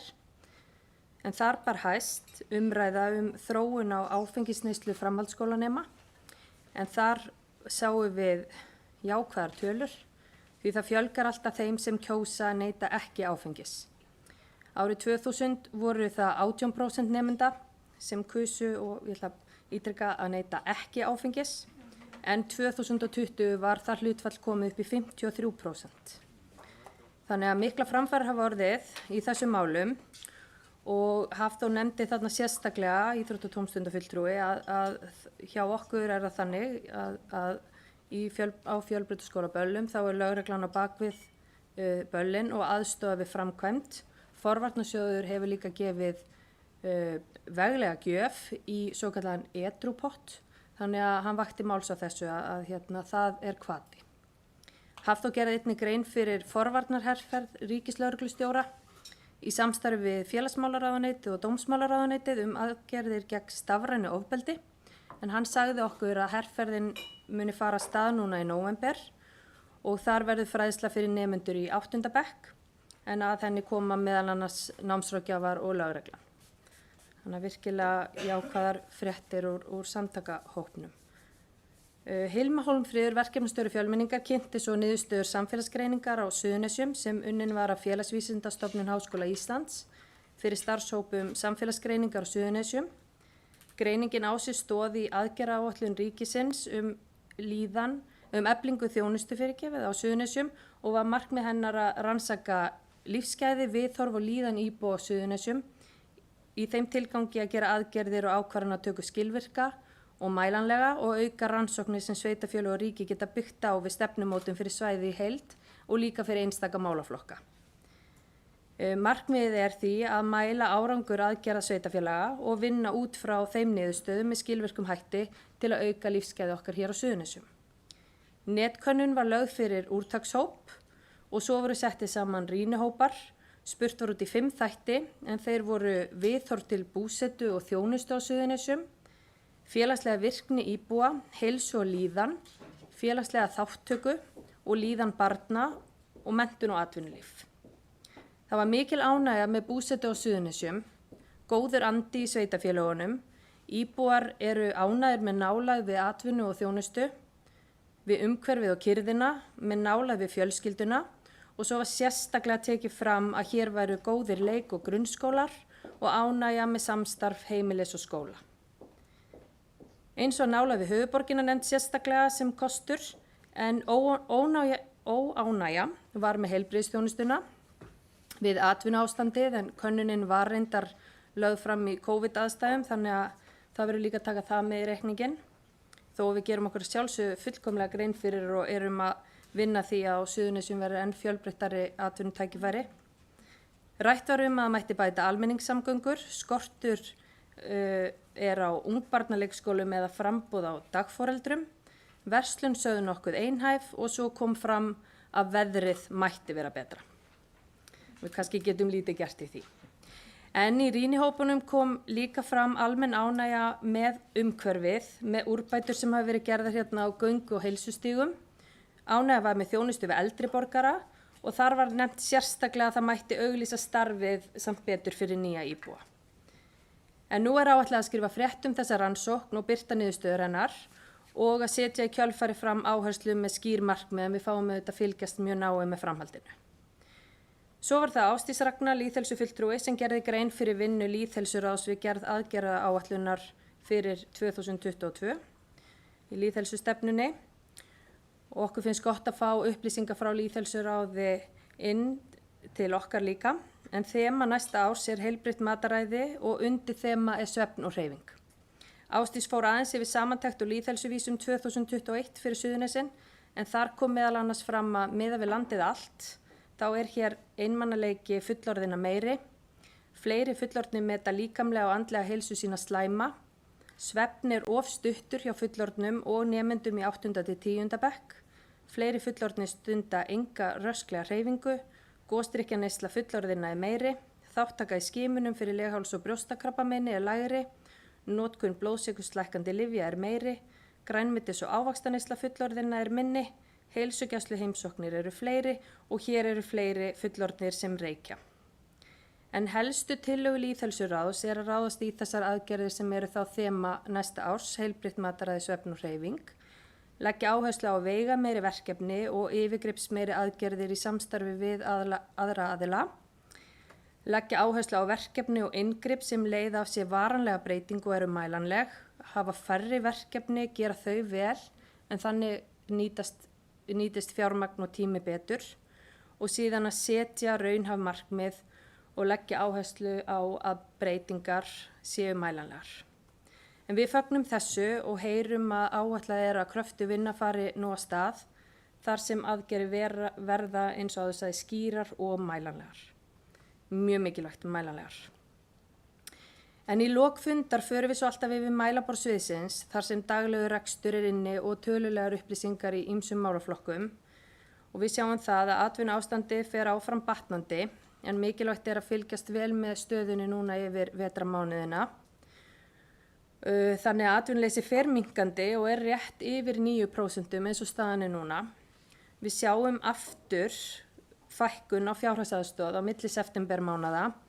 Núna eru það 12,4% af fækkun á milli ára. Það voru 145 einstaklingar í september 2020 en núna 2021 127. Og þeir sem hafa farið að fjárhagsaðstoð á þessu ára því við fylgjumst sérstaklega með því, hafa farið á vinnumarkað í önnur kerfi, svo sem til Vinnumálastofnunar á endurhæfingu, örorku eða á ellilífeyri. En það er akkurat það sem starfsfólk okkar leggur núna mikla áherslu á, að einstaklingar séu í réttu kerfi.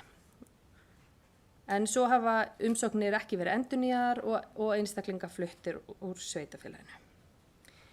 En þar sem ég nefndi hér á fundum daginn að við sem sveitarfélag vorum mjög lánsum að fá til okkar það sem ég kaus að kalla á þeim tíma atvinnumiðlara, svona innan gæsalappa, í gegnum átaki Hefjum störf, þá finnst mér í verða nefna að það hlutverk heldur áfram að virka vel, vaksa og byggja upp traust á milli þess starfsmanns og hinna ýmsu vinnuveitenda hér á Suðurnesjum. Síðast þegar ég myndist á þetta voru 56 einstaklingar komnir í vinnu í gegnum þetta atvinnuátak og þennan starfsmann og þar sem vinnumiðlarinn hafði milligöngu.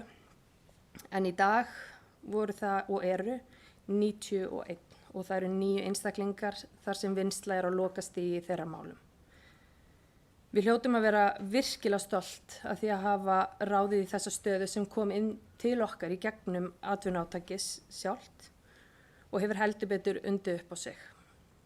Og ég ætla bara hreinlega að leyfa mér að segja að þetta verklag og sá árangur sem náðst hefur sé sennilega einsdæmi og mögulega fyrsta skrefið í þróun nýrra nálgunar sem til dæmis Vinnumálastofnun getur lært af og nýtt í þeirra vinnu.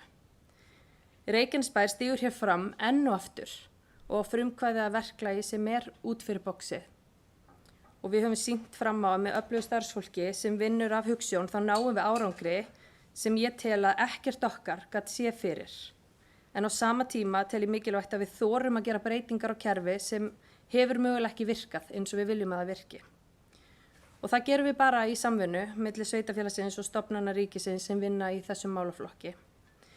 En talandi mælanleika þá getum við sýnt fram á að verklag sem þetta ber árangur hvort sem litið til andlega líðan þeirra sem komast út af vinnumarkaðinn eða til þess fjárhagslega ávinning sem hlýst af fyrir alla aðila.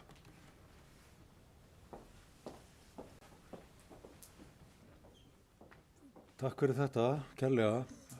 Jasmína Sérna, gerðu svo vel.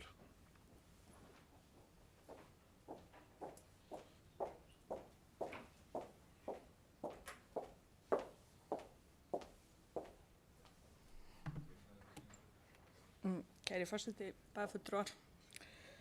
Ég ætla að koma undir lið hérna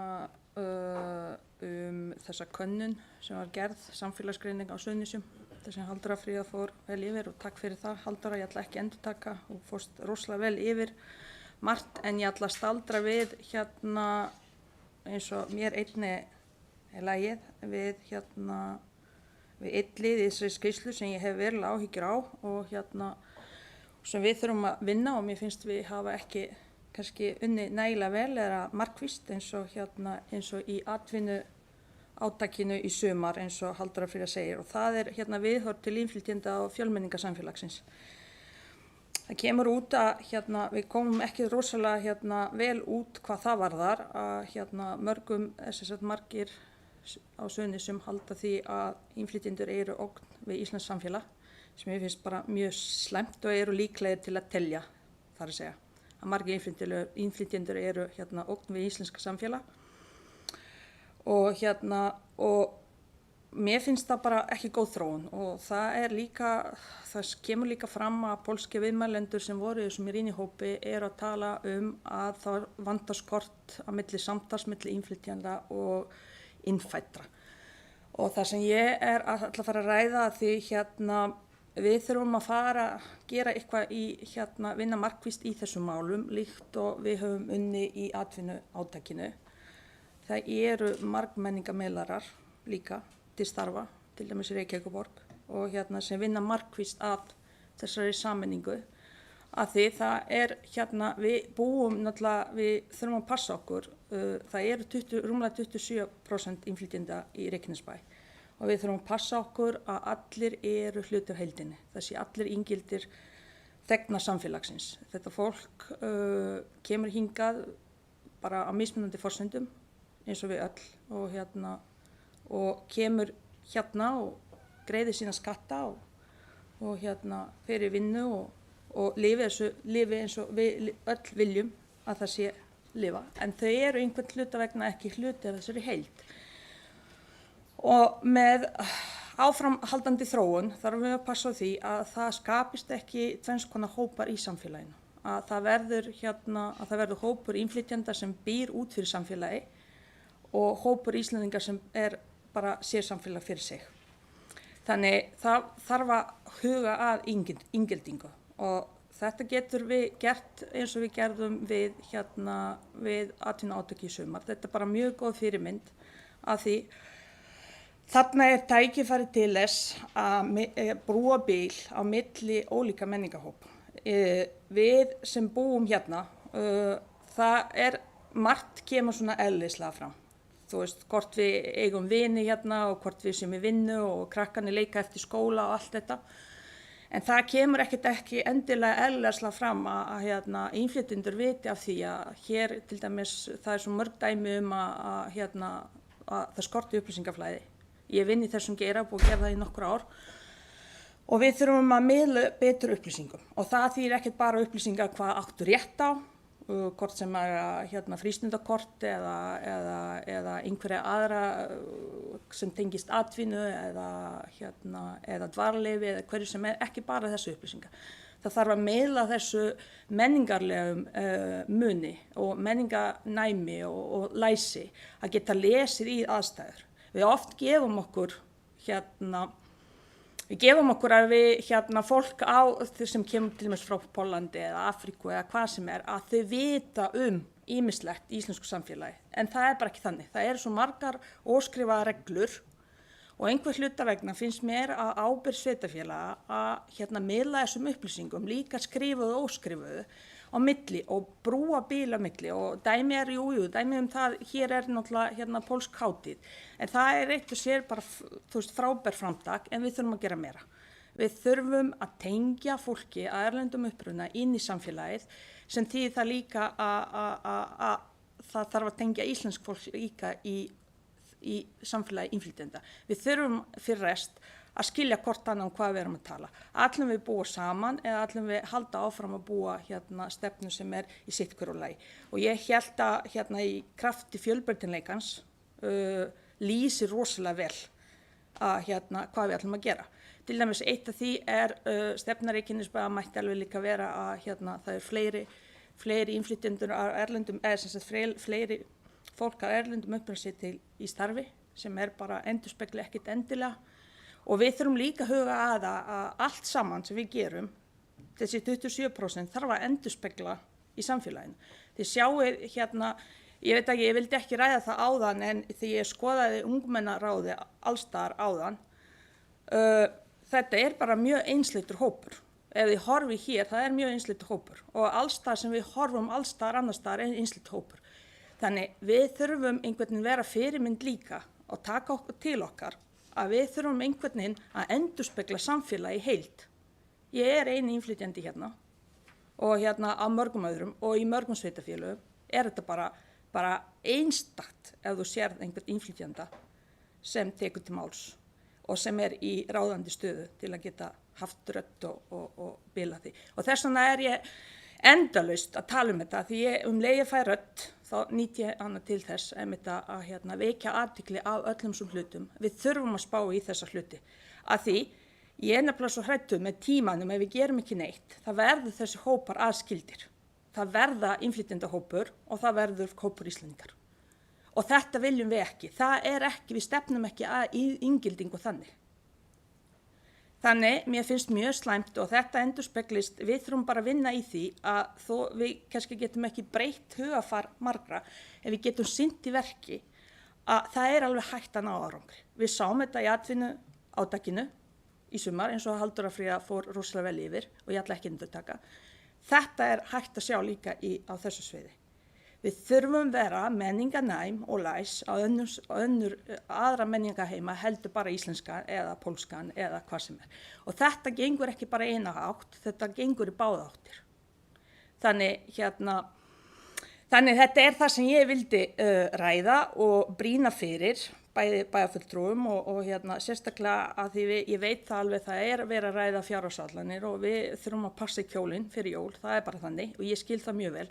En mér finnst mjög mikilvægt að þetta bara aðgerðaáætlun sem snýr að innflytjendum og fjölmenningu þarf að vera svolítið ofarlega alveg eins og lýðheilsa og allt annað. Þannig eða atvinnumál eða eitthvað. Það þarf að vera ofarlega, við þurfum að vinna í þessu, við þurfum að vera leiðandi, við gerum þetta bara vel ef við stöndum öll saman og hugsum aðeins út fyrir boxið. Hvernig ætlum við að gera þetta? Ég veit þetta er ekki lögbundin þjónusta, en þetta er enga síðan mjög mikilvæg þjónusta því við erum með aðra kynslóðir af börnum sem eru í skólanum sem að taka við á okkar samfélagi. Ef þeirra sjálfsmyndir eru ekki nægilega góðar, ef þau upplifa sér ekki hluti af heildinni, þá erum við í vandræðum. Þannig ég brýni bara mjög og alvarlega, ég tek þetta mjög alvarlega að því ég vinn í þessu, það eru viðvörunarmerki hvað þetta varðar. Þetta er ekki, við erum að tala um líða barna, við erum að tala um kvíða, við erum líka að tala um að það er stór hluti af fólki af erlendum uppruna sem er önnur kynslóðin sem er að detta úr framhaldsskóla. Það er engi úrræði, það var fyrir 2 vikum skýrsla sem kemur fram að jaðarsettast í hópurinn í okkar samfélagi eru ungmenni að erlendum uppruna sem er hvorki í vinnu né skóla og konur að erlendum uppruna. Þannig þetta eru alvarleg vandamál og áskoranir sem við þurfum að díla við. Þannig ég bara, ég bara seti þetta mjög fallega fram hér að við hugsum líka þegar við erum að búa til fjárhagsáætlun fyrir næsta ár að þessi málaflokkur verður ekki dottin út eða jafnvel settur mjög neðarlega. Ég vil hafa mjög ofarlega. Annars var það ekki. Takk fyrir.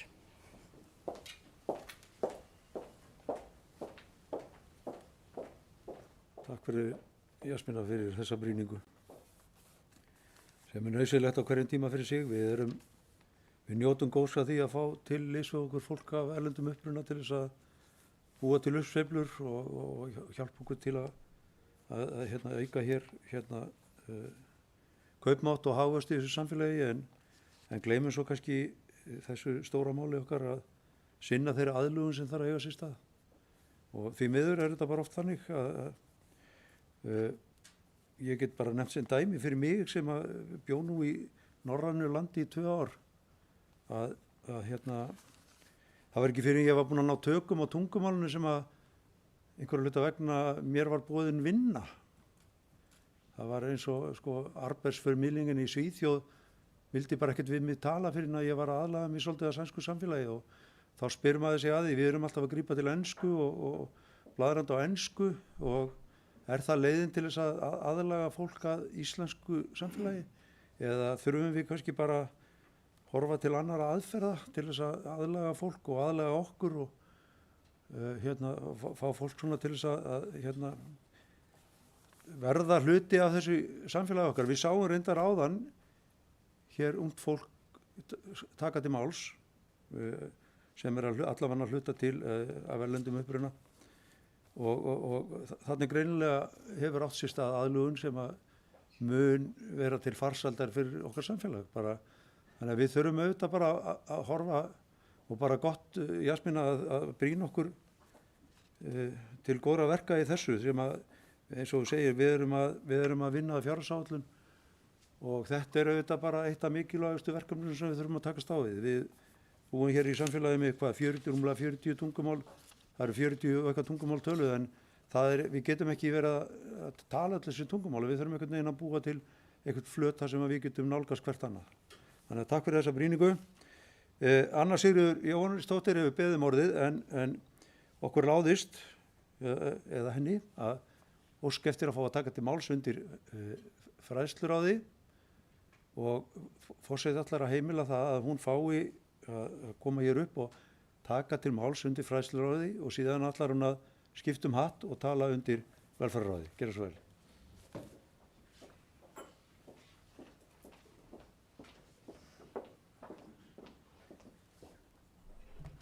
Forseti, bæjarstjóri og aðrir gestir. Já, takk fyrir Guðbrandur forseti að leyfa mér að koma hérna undir fundargerð fræðsluráðs. Það var mál númer 5 og 6 sem langaði aðeins að tala um. Mál númer 5 í fræðsluráði er frístundaakstur og Hafþór Birgisson, íþrótta- og tómstundafulltrúi, mætti þar á fræðsluráðsfund og greindi frá stöðu verkefnis samþættingu skólastarfs og íþrótta- og tómstundastarfs sem fór fram í ágúst síðastliðinn. Og þetta var verkefni sem var ákveðið að byrja á því að bjóða upp á í frístund, nemendur sem eru á frístundaheimilum eftir skólatíma og það er mikil ánægja með verkefnið. Og ég var að velta svona aðeins fyrir mér eftir að bæjarfulltrúi Jasmína var að ræða hérna áðan samfélagið okkar og hvernig við erum samsett og þá fór ég að hugsa þetta verkefni út frá líka íþrótta- og tómstundastarfi. Við höfum verið að greina, örfá ár síðan, við höfum verið að greina milli skóla og hverfa, hversu mörg börn í grunnskólum að stunda íþróttir og tómstundir í Reykjanesbæ. Það er nokkur ár síðan við vorum að greina hverfin og ég veit að það jókst verulega í frístund núna í haust. Það bara var í öllum skólum sem var komið bara tugir barna í viðbót í frístund og það hefur greinilega haft áhrif á að bíllinn, þessi skuttlari, væri að skuttla á æfingar. Og ég var að velta fyrir mér að það væri gott fyrir okkur þegar líður á veturinn að skoða í grunnskólum, af því þetta nú bara fyrstu bekkirnir, yngsta stigið, að greina í skólunum hvort það séu ný börn sem hafa ekki áður stundar íþróttir séu byrjuð í öðrum íþróttum og tómstundum út frá þessari þjónustu.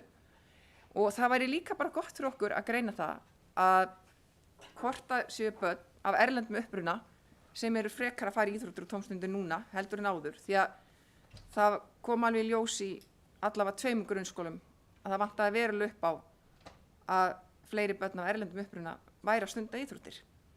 Og það eru mörg verkefni, fleiri heldur en þetta, sem eru í Reykjanesbæ núna og eru búin að vera þessu ári til þess að auka áhuga og fjölbreytileika íþrótta- og tómstunda fyrir öll grunnskólabörn. En þetta er bara frábært og þetta er verkefni sem var fyrir nokkrum árum í Reykjanesbæ, fyrir öll börn, var mikið notað. En þetta kemur líka, og þetta snertir líka samgöngur, og þetta snertir strætóferðir, eins og kom fram hjá ungmennaráði, sem við vorum öll að hlusta á í dag, að þau eru bara ekki ánægð með strætókerfið okkar. Það er þannig. Þau eru ekki ánægð. Og þetta kemur náttúrulega til með að bjarga einhverjum, en bara örfáum, en samt mjög gott. Ég vona svo sannarlega að við getum skoðað þetta verkefni og einnig betri samgöngur til að koma sér móti sér fleiri börn og ungmenni til að þau komist í íþróttir og tómstundir. Annað mál á dagskrá hér í fræðsluráði númer 6, það er staðan í Myllubakkaskóla. Mér langaði nú bara rétt að nefna það að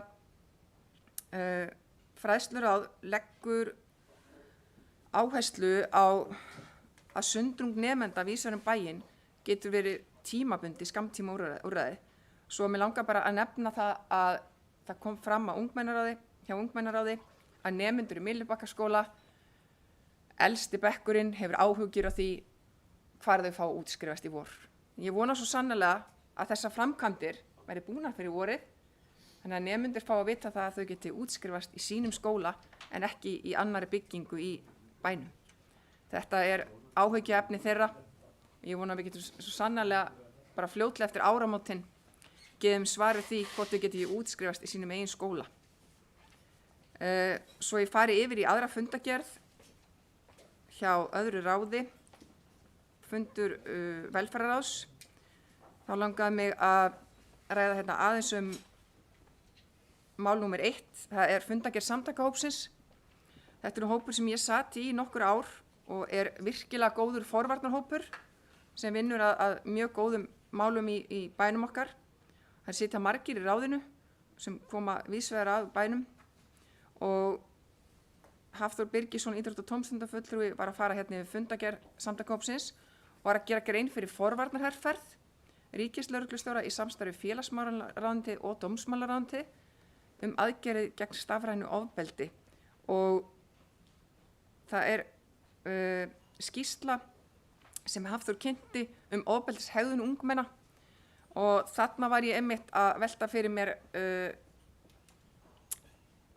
mörgum ræðum frá ungmennum áðan sem við hlustuðum á, að við þurfum að hlusta á ungmennin hvað það er og hvers konar þjónustu sem að þau telja að þau þurfi í bænum okkar.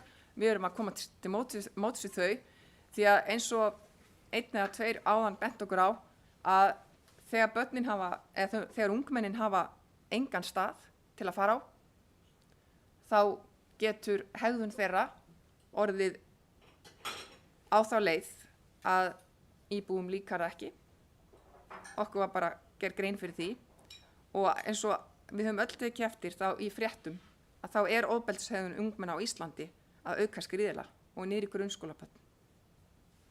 Eitt í viðbót hér í fundagerðinni í velferðarráði, það er mál númer 3, lýðheilsustefna Reykjanesbæjar.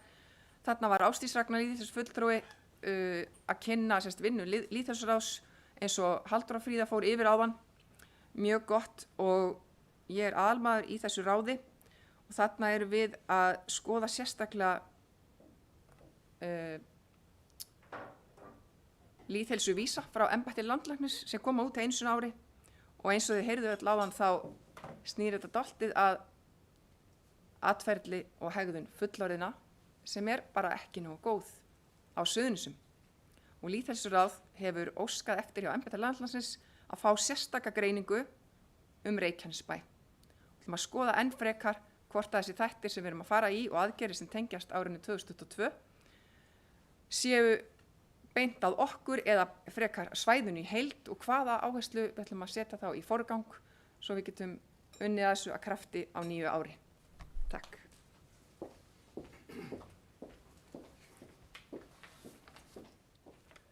Takk fyrir þetta. Baldur Guðmundsson, gjörðu svo vel.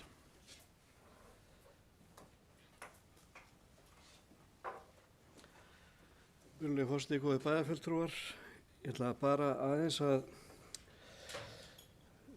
tæpa á því sem hefur komið fram hérna og þakka Jasmínu fyrir hennar innlegg. Ég var alveg að missa mig að því við vorum að klappa svo mikið hérna í ungmennaráði næstu fann að klappa en það náttúrulega er ekki til siðis hérna en kannski maður gerir bara þetta hér fagnaðarlæti en þetta er vissulega mál og að því að Jasmín kom inn á þetta og vildi tengja þetta við fjárhagsáætlunina en stór hluta þessu þarf ekkert að vera einhver fjárútlát heldur bara að þau verkefni sem við erum með að þeir sem eru á erlendum uppruna hafi mögulega að taka þátt í bara tómstundastarfinu, taka þátt í íþróttum, að þau fái upplýsingar íþróttastarfið, að þau fái upplýsingar hvaða möguleikar eru í tónlistarskólanum og svo framvegis.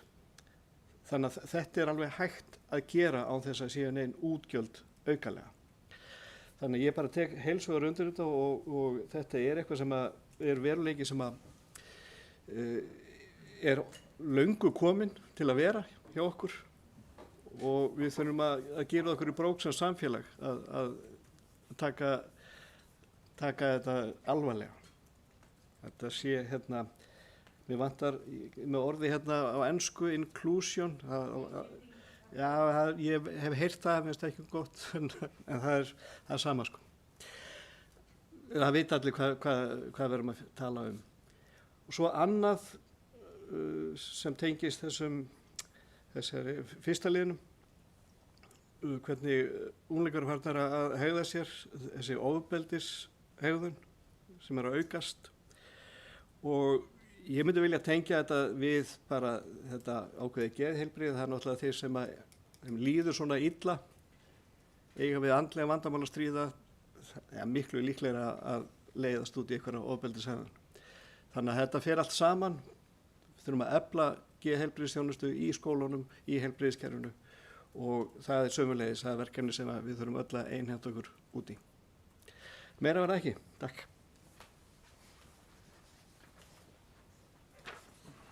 Takk fyrir þetta. Bæjarstjóri Geirsvel.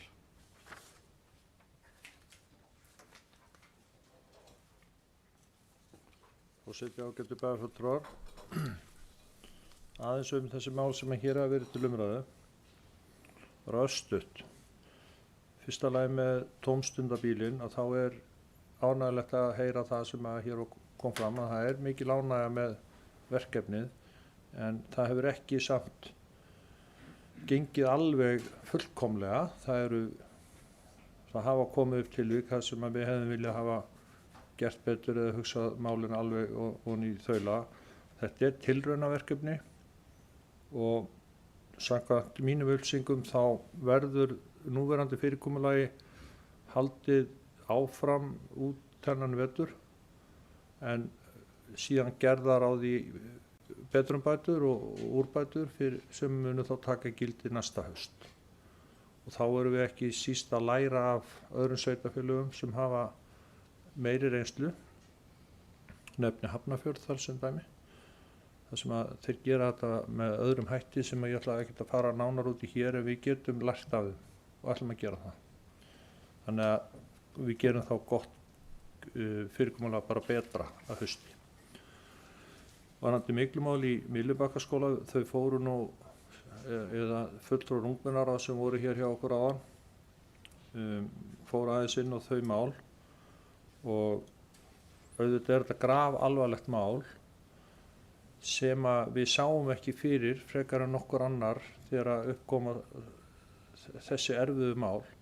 Við erum búin að vera með sérfræðinga að vinna í þessu máli, verkfræðistofu sem að hefur á að skipa sérfræðingum í þessum, þetta heitir á fagmálinu grunur rakaskemmdir, á meðan að það ekki staðfesta sé að ræða myglu. Og þetta grunur rakaskemmdir þangað til að það staðfesta að þetta mygla. Og myglan getur verið fyrsta lagi mjög margar mismunandi tegundir af myglu. Og einn getur haft ofnæmi fyrir þessari tegund og annar fyrir einhverju annari. Og þetta mjög erfitt viðuregnar. Í öðru lagi getur magn hverra myglutegunda verið mjög mismunandi. Þú getur verið með mikið magn af þessari tegund og lítið magn af hinni og það líka hefur áhrif á hvernig fólk og börn og fullorðnir bregðast við. Og þetta verkefni hefur verið í höndum og sérfræðingum, bæði hjá verkfræðistofum og í góðu samstarfi við skólayfirvöld og umhverfissvið Reykjanesbæjar núna nokkurn skeið og við erum búin að fara í að minnsta kosti 7, samkvæmt mínum upplýsingum, 7 lagfæringar á stöðum í húsnæðinu sem að sögn verkfræðistofunnar ráðgjafans í málinu hefðu átt að duga en gerðu ekki. Og nemendurnir í ungmenni hér í ungmennaráðan spurðu akkur gerðu þetta ekki fyrr, akkur var ekki búið að leysa þetta miklu fyrr. Og við höfum bara ekki tíma til að ræða þetta, en ég ætla að hitta þau aftur, ræddum það hérna eftir fundin áðan, til að útskýra að sko, verkfræðistofan sem var að vinna þetta með okkur og er að vinna þetta, eða var að vinna, við erum komið með fleiri aðila málinu núna, að hún taldi ekki ástæðu til þess að grípa til þessara róttæku aðgerðir sem að nú er verið að gera fyrr en bara núna á allra síðustu dögum. Það sem þessar ákvarðanir hafa verið eins og þið þekkið, teknar á skömmum tíma, við höfum brugðist hratt við, það er búið að skipa 2 vinnuhópa sem hafa unnið hratt og vel og ég held að máli sé komið í ágætt ferli núna úr því sem komið var. Það er alltaf hægt að vera vitur eftir á að segja að við hefðum átt að gera þetta síðasta sumar og allt það, en það var bara ekki, voru ekki faglega forsöndur fyrir því þá. Afsakið aðeins. Og þannig að við erum að gera þetta eins og höfum verið að gera þetta eins vel og bæði sérfræðingar aðkeyptir og okkar sérfræðingar hafa talið rétt að gera á hverjum tíma. Svo bara kemur ljós á haustmánuðum núna, þegar er liðið vel inn á hausti, að þetta er ekki að gera sig, þetta er ekki að duga. Og þá fara menn að leita að lausn og við búum ekki svo vel að eiga eitt stykki skóla tilbúin og tóman í sama skólahverfi sem að hægt er að hoppa í, frekar en önnur sveitarfélög. Þannig að við verum að leysa þetta með þessum hætti og gerum það held ég eins hratt og eins vel og hægt er og verðum ekki lengur þarna heldur en við þurfum. Og ráðgjafar okkar núna sem eru aðrir en þeir upphaflegu, þeir gáðu þótt strax að við munum fá niðurstöður úr þeirra rannsóknum seinni hluta nóvembermánaðar. Og núna er 15. nóvember, 16. nóvember, þannig að þetta fer alveg að detta í hús.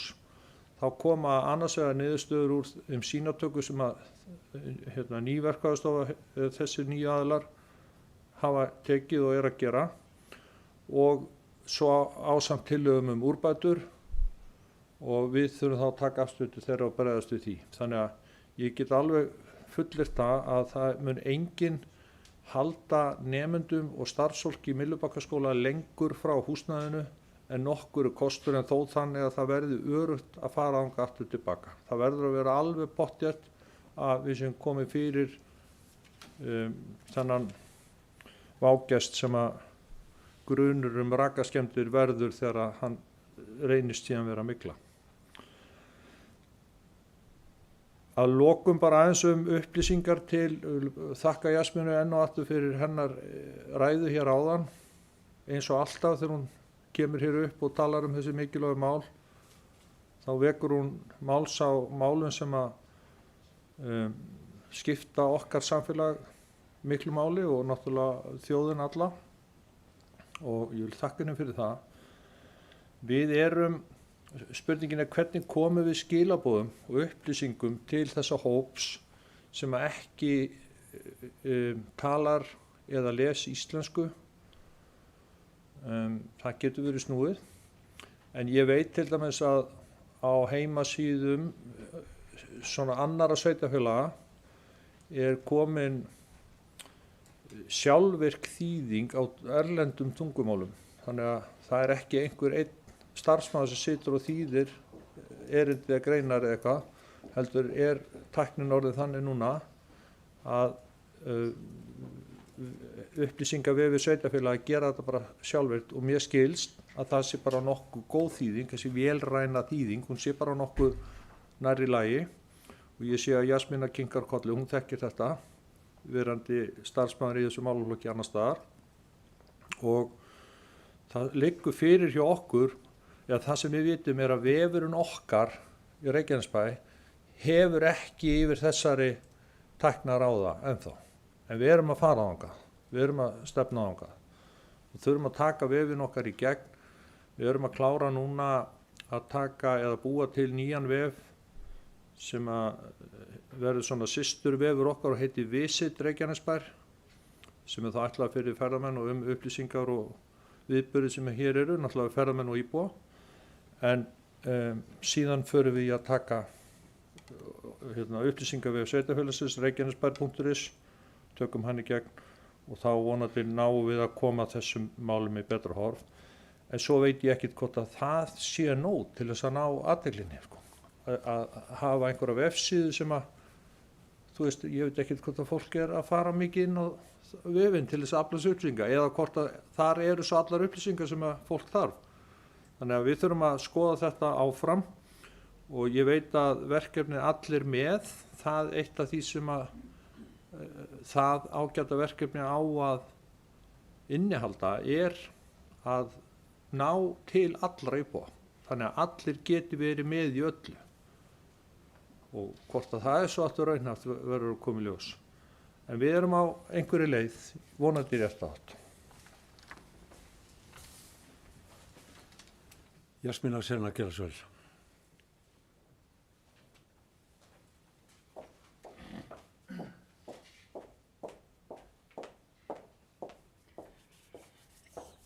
Kæri forseti og bæjarfulltrúar og takk fyrir þetta Kjartan. Við nefndi í þessum geira, þetta rosa flókið og þetta var eiginlega svona brýning, ég veit svona eitt og annað hvað Reykjanesbær að gera en varðandi líka til að svala Baldri að því að hann tala að við getum gert þetta frítt án þess að þurfa að vera eitthvað auka fjármagn.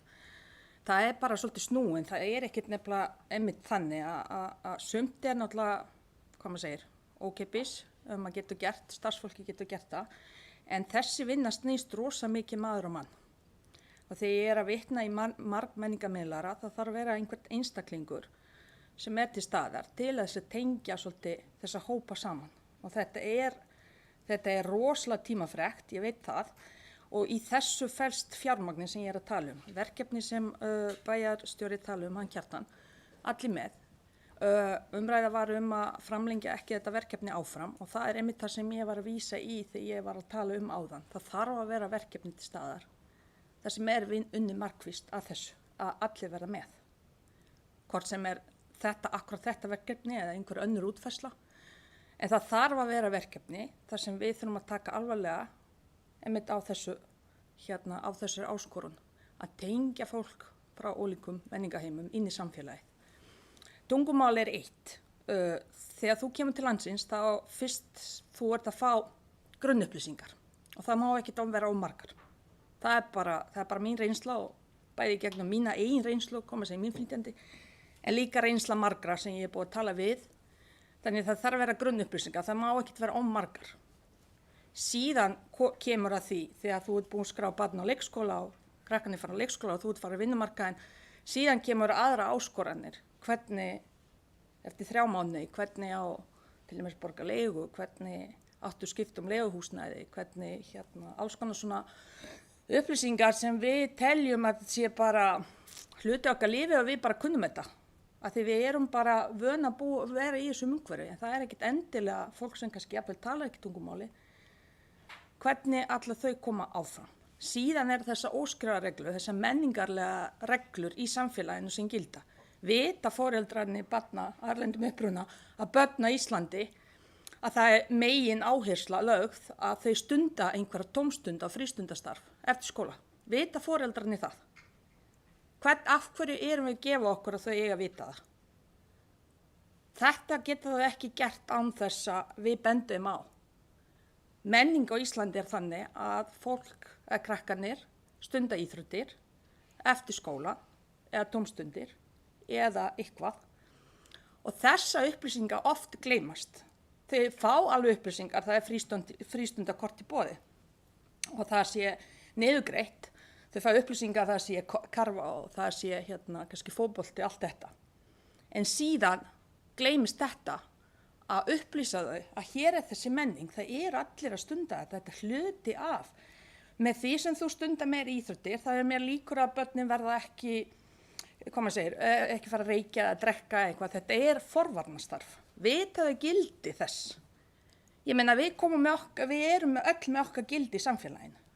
Við komum með þau. Alveg sama hvort við komum frá Íslandi til Afríku eða frá Afríku til Íslands. Við komum með þetta. Það er þessi skilningur og það er okkar hlutverk sem sveitafélag að þessi skilningun skila sér til staðar og til þess þurfum við að hafa starfskraft í þessu felst þegar ég tala fjármagn, fjárhagsaflanir. Hver ætla að gera þetta? Það er þetta og ef það er verkefni eins og allir með sem er frábært verkefni, ef þetta er lausnin af þessu, ef þetta er stefna sem bæjarfulltrúar vilja fara og þetta er ein leið, þá er þetta bara frábært. En til þess þarf að eiga tæpa 18 milljónir til þess að fjármagna þetta verkefni.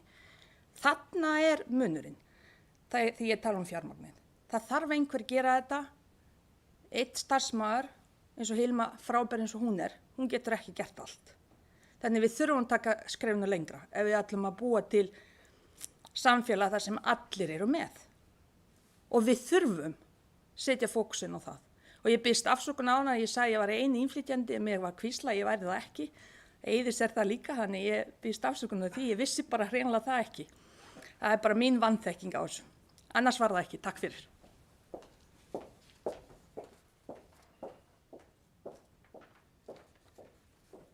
Já, takk fyrir þetta, Baldur Guðmundsson, gerðu svo vel.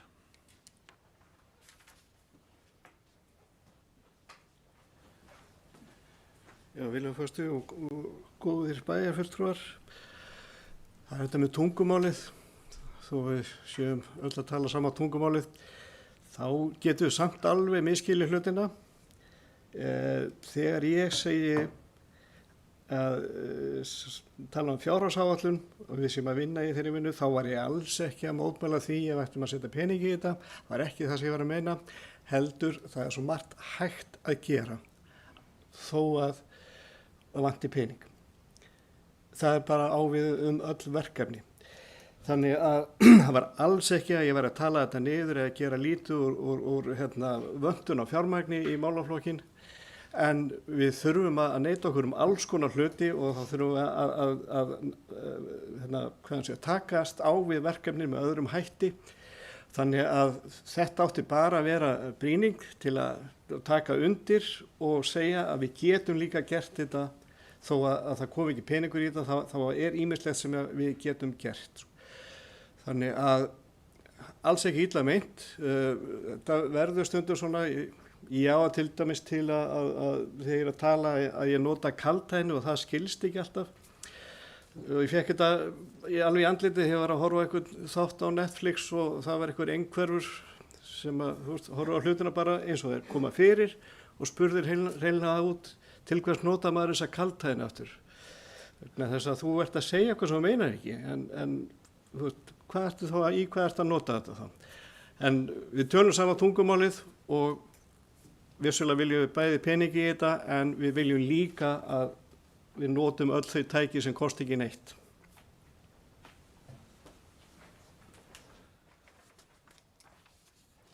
Takk fyrir þetta, Baldur. Þessi umræða held ég komin að leiðarlokum. Hefur verið ágætt og brýn.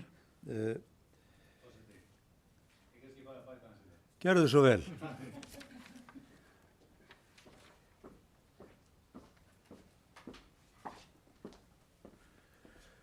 Forseti, ég er búinn að sitja og hlusta á þessa þörfu umræðu og ég vil fá að taka bara undir með Jasmínu og Baldri og öllum sem hafa komið þeirra á milli vegna þess að ég er alveg sannfærður það að þetta er rísa stórt mál fyrir okkur og við þekkjum náttúrulega hvernig svona reynslan hefur verið hjá öðrum Norðurlöndum. Og ég tala smá reynslu úr bræðralagi boltans, við spilum fótbolta 3 daga í viku, Baldur kemur stundum og heimsækjur okkur og þetta er ansi fjölþjóðlegur hópur en þarna er ég búinn að kynnast fullt af fólki frá hinum og þessum þjóðum og þarna verður svona dýnamík og þarna eru menn að tengjast og verða vinir og hjálpa hver öðrum og ég er alveg sannfærður það að þetta er stór þáttur í þessu öllu. Og til dæmis þegar kemur að íþróttarhreyfingunni eins og IRB hefur verið að gera, þeir hafa komið víða að þessu. Við sjáum til dæmis eins og borðtennisfélag Reykjanesbæjar sem var stofnað núna nýlega. Það eru öflugir innflytjendur sem voru í svona smá vandræðum, þeir voru atvinnuleysir og fundu sér þarna verkefni og eru komin með frábært starf í gang. Og ég allavega með mínum augum sé þetta eins og til dæmis strákinn minn í fótboltanum og öðrum íþróttum. Þarna eru allir að tengjast og ég held að þetta þarf að gerast miklu meira líka upp til eldra fólksins, fullorðna fólksins. Og það sé að tengjast betur í gegnum ekki bara íþróttir heldur félagsstarf og annað slíkt. Og ég alveg sannfærður það að það eru fullt af lausnum þarna sem við þurfum að nýta betur eins og Baldur og Jasmín að benda á. Og ég held að það væri til heilla fyrir okkur samfélag að svona skoða þetta með opnari huga. Vegna þess að við viljum auðvitað að samfélagið blandist, við viljum ekki að þetta verði aðskilið og menn þurfi einhvern veginn að aðlagast og verða hluti af samfélaginu. Og ég sé það til dæmis bara að lokum eins og í þessum fótbolta sem við spilum að það er bara mikill vilji til þess að svona koma betur að þessu og við höfum verið að reyna að hjálpa þeim þar sem það er þörf og þeir að vera aðstofa okkur. Þannig að og kannski að lokum, það er dagur íslenskrar tungu, Baldur, þeir eru allir fúsir og viljur til þess að tala við okkur á íslensku og læra og við erum að læra líka þeirra tungumál. Takk fyrir.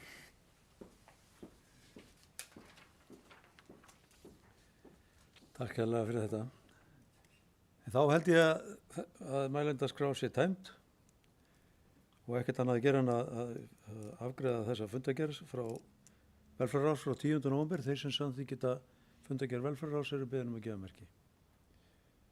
Og hún samþykkt 11:0 og þá ágætu fundamenn dagskráin tæmd og við munum nú ganga frá fundagerð sem að við munum samþykkja rafrænt þegar að búið verður að yfirfara hana, en ég segi því 620. fundi bæjarstjórnar Reykjanesbæjar hér með slitið.